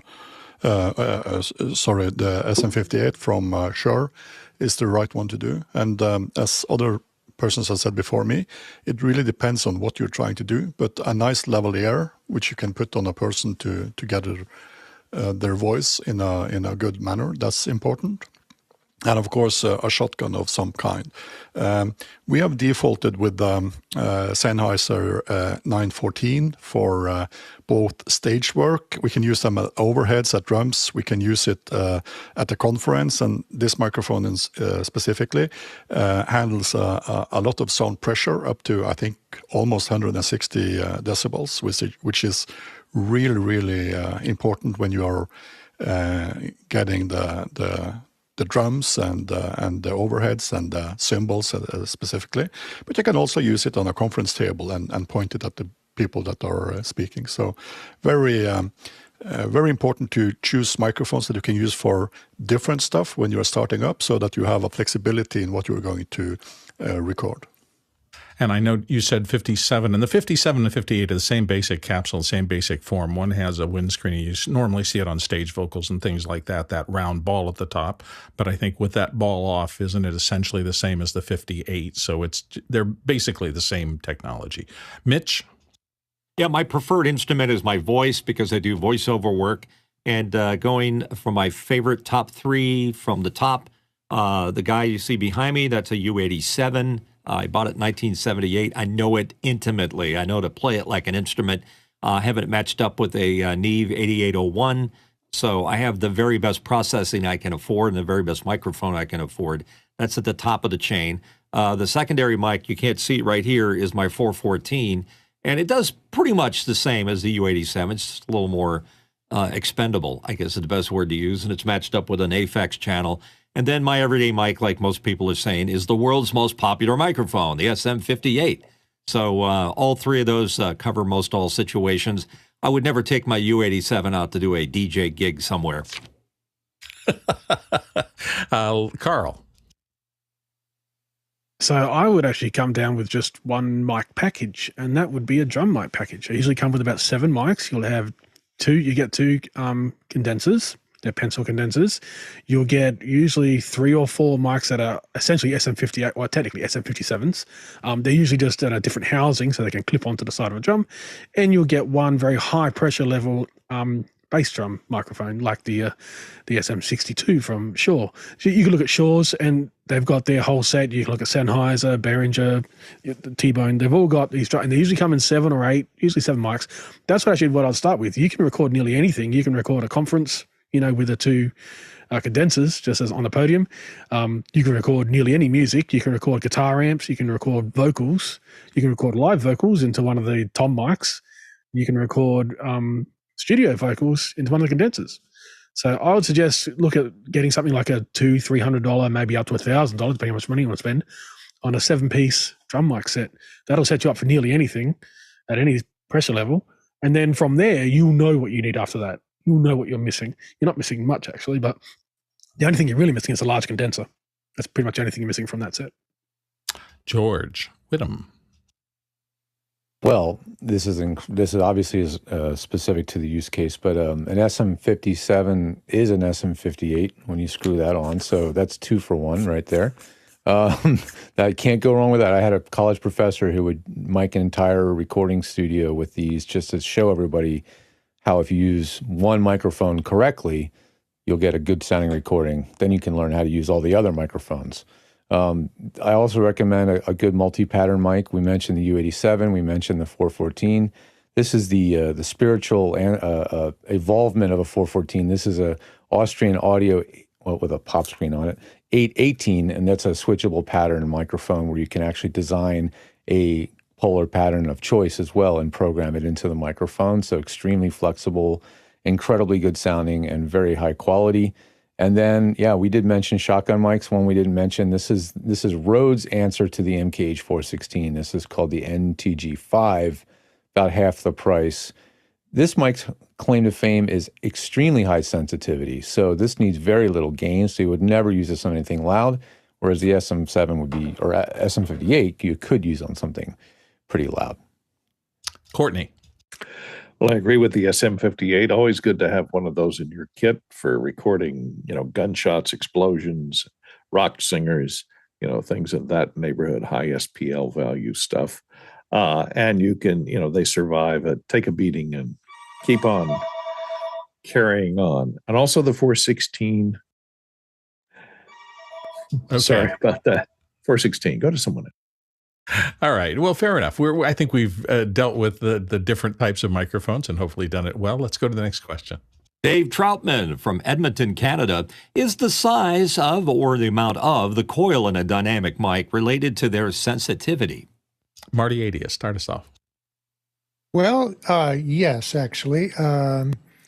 The number of wire coils that are in the magnet, the size of the magnet, the number of wires, technically that would affect its sensitivity, but you reach a point of diminishing returns because that all adds a lot of size and weight to the microphone, and also will affect how fast the diaphragm can move because it's then moving a larger coil of wire behind it.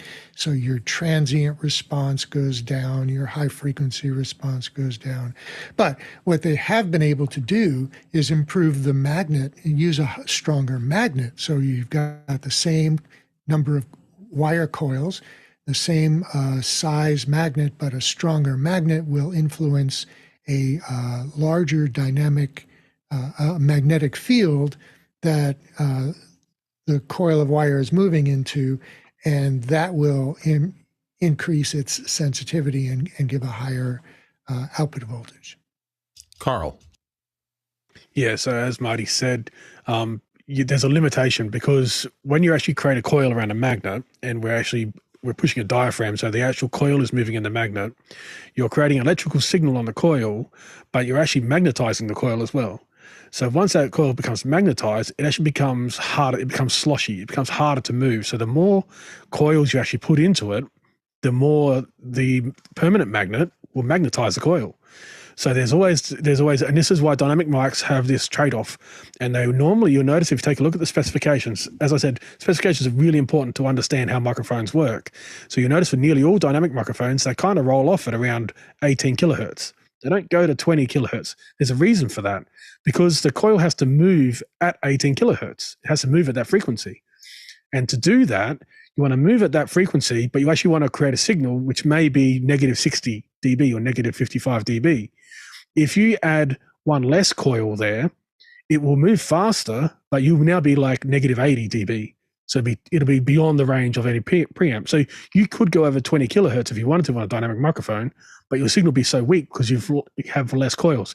If you add more coils, your signal will be stronger, but it will take much more pressure and to actually create a signal, but you actually will never get to 20 kilohertz because the coil itself has become magnetized when it moves. So therefore, the magnet is actually stopping it from moving and not the weight. So it's actually the electromotive effect, which is Faraday kind of figured this out 200 years ago.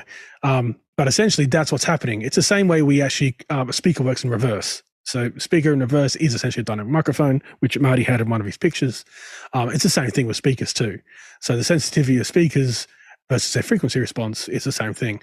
But essentially, it's a diminishing returns. You can have more coils, which means you have a higher signal, but your cutoff would be about maybe 8 kilohertz. Good for a telephone. That's about it. All right, let's move to the next question. It's from Andy Kokendorfer from Viera, Florida. Andy wants to know, thoughts on using an ME30 shotgun on a gooseneck table stand for conference rooms? Let's start with Greg Curda. Greg. Yes, I suppose that could work. The things that you kind of have to keep in mind is, number one, that shotgun's going to have a very narrow pattern. So it will not help you if people are moving around, or it depends on far it is from, if it's right in front of somebody, as soon as they turn their head to talk to somebody else, they're going to go away. Okay.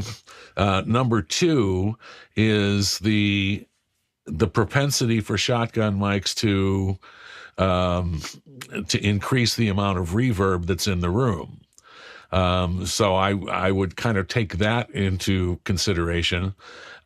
Personally, I think you'd be better off with a short shotgun, a cardioid, or a hypercardioid, or something like Ronnie that. Hofsway. Yeah, I totally agree with Greg. We've tried that. It's a little bit too narrow, and at the normal conference, you have people talking right and left. What we have found to work the best is the Microflex series from Shure, which is you can have it in different configurations, both cardioid and supercardioid, and they are really our go-to conference microphone. They are very robust. They can take some beating and is easily transported here and there. The bass is not too heavy also. So, George? Exactly what Greg said. Okay, Courtney Gooden. Yeah, I concur. And if you're putting it on a gooseneck, you're just getting it closer to the person, which means that it's more likely to be off axis if they turn a little bit. If it's a little further away, that pattern spreads out a little bit, and you get a little bit more coverage from that supercardioid pattern. So don't get it too close to the person, and putting it on a gooseneck where they might be right on top of it would probably be a mistake. Marty Adius. Yeah, so this is a short shotgun microphone. I've used similar microphones. Audio-Technica had a line, I think that's a discontinued line, that was basically a shotgun microphone that could be mounted to a short gooseneck.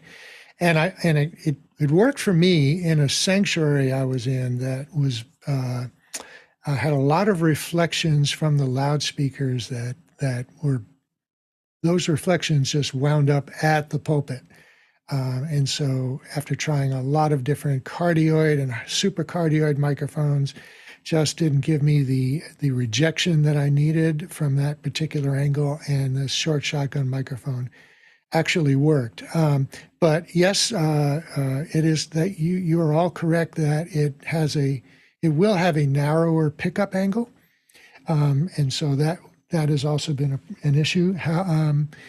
This particular microphone, here's the polar pattern, is kind of wide actually. It's almost 180 degrees from the front.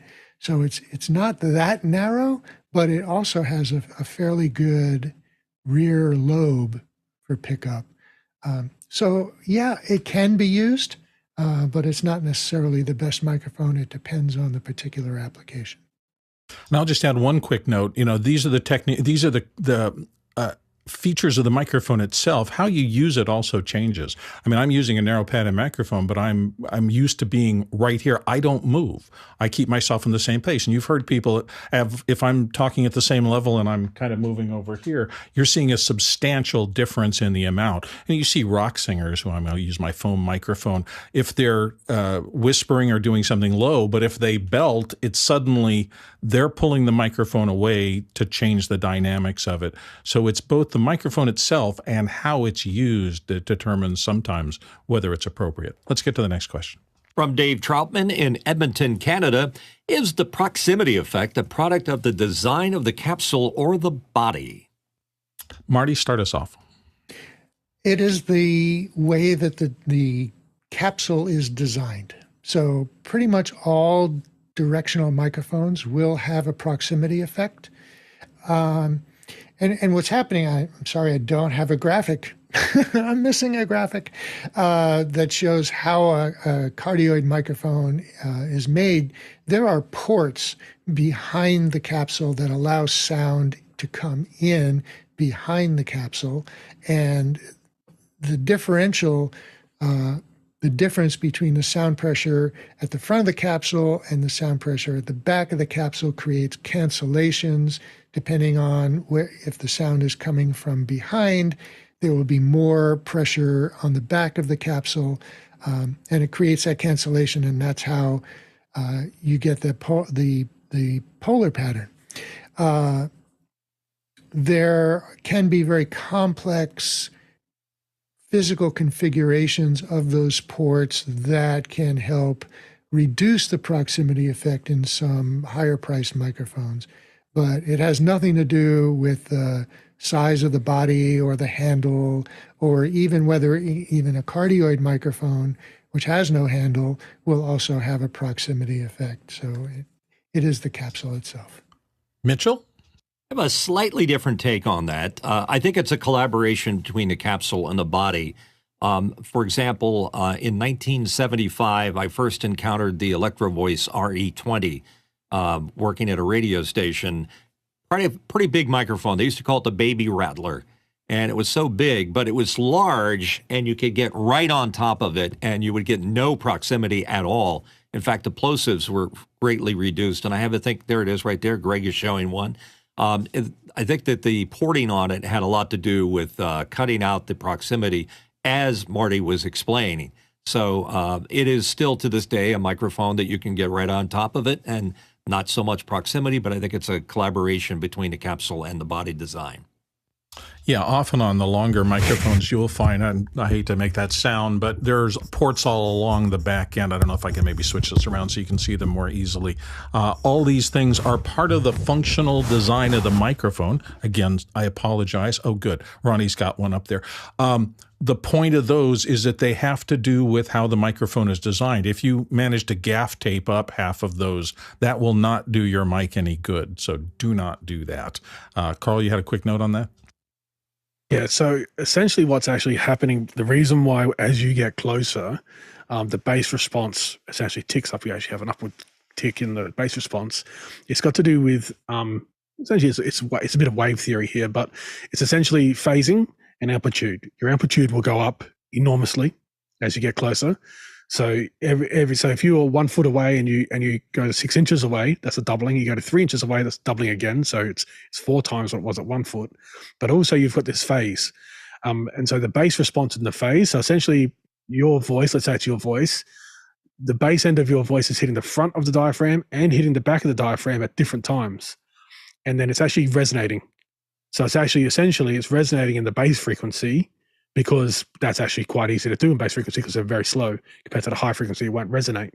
Actually, it does actually happen. So when you hear an opera singer break a glass, that is the exact same thing. That is a proximity effect of an opera singer breaking a wine glass with their voice is a proximity effect. It's because now the wine glass is actually vibrating more than it should, because they've gotten to a certain closeness at a certain pitch, at a certain amplitude, and it's a phase in the amplitude, and it breaks a wine glass.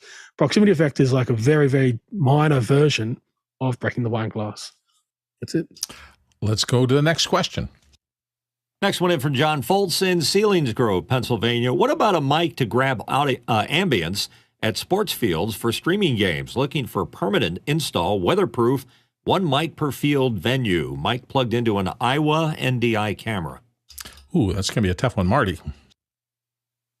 All right. Well, that is a tough one, because if you're going to permanently mount it in a place where you can collect good audio, it's probably not going to be very accessible. And you're even intending for it to stay there. So it needs to be directional. It needs to be weatherproof. It needs to be very, very robust. And so unless you want an omnidirectional microphone, in which case put the Countryman B3 lavalier up there, it's waterproof, it'll survive for a long time. But if you need something more directional, then you're talking about a shotgun microphone, and I will point you to something like this. So there's a shotgun microphone inside the windscreen basket, and over that is a rain shield. Because when you're dealing with outdoor environments, you need to isolate that microphone from wind noise, and from rain noise, and protect the microphone. So this cover is called a Rain Man cover. You can get it from Remote Audio in Nashville, in Canada, Atlanta, I think. And this will protect the microphone from all kinds of wet weather. And that's one of the options. George Whittam.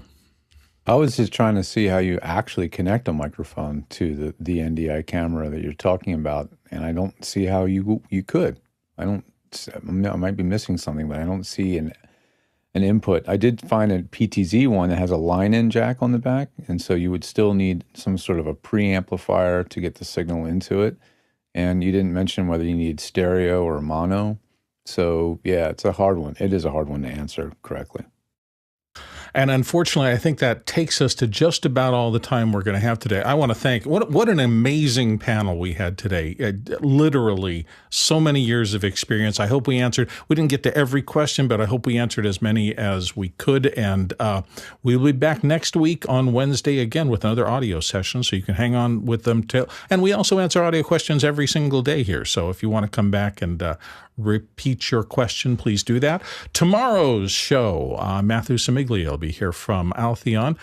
He was on once before, and we had a great discussion. Matthew was one of the guys who worked at NBC for many years, traveling all over the world doing remote production. Now he works for Altheon and Altheon.io, and he's the CEO there, and he's going to be coming back to bring us up to date on all the changes that are happening with that. It's a content distribution system, a bit like Frame.io and things like that. So a lot of people are looking at these kind of content distribution systems, and particularly he's going to talk to us about a couple of things. USDZ, which is the three-dimensional ability in their content distribution system to handle content like that, and also what they're doing in terms of AI integration. So if you're interested in the artificial intelligence stuff, good day to come tomorrow. Friday, we'll be talking about what makes a studio. So if you're interested in converting a workspace in your home or somewhere else into some place that you can do production, we'll have a whole day devoted to that on Friday. Our close. Thank you to our producers, our panelists, the crew, and the back end. Everybody comes together every day today and manages to just do our best to give you information and to help you solve your problems. We'll be back doing that tomorrow, and we'll do it in after hours right after the show is over. So thank you for watching, and roll credits. Which is absolutely microphone for whispering. That's right. Great proximity effect. I can't hear you. Does this go automatically? Proximity effect is hard. I think we should do a count. Who has the most microphones on this panel today? The numbers would be staggering. Oh my God. Probably Marty. Yeah, probably Marty. Just in Marty's picture. I like John's mic. Oh, yeah. Preto's got a Mr. microphone. Yeah, that's the one. Hey, if you could only have one, Fredo, you got it, baby. Never had to use my lip mic. Yeah, you did. I'm sticking with this guy. And I didn't get to talk about it's floppy. the microphone mist technology from Nariva. Thanks, everybody. Appreciate your coming.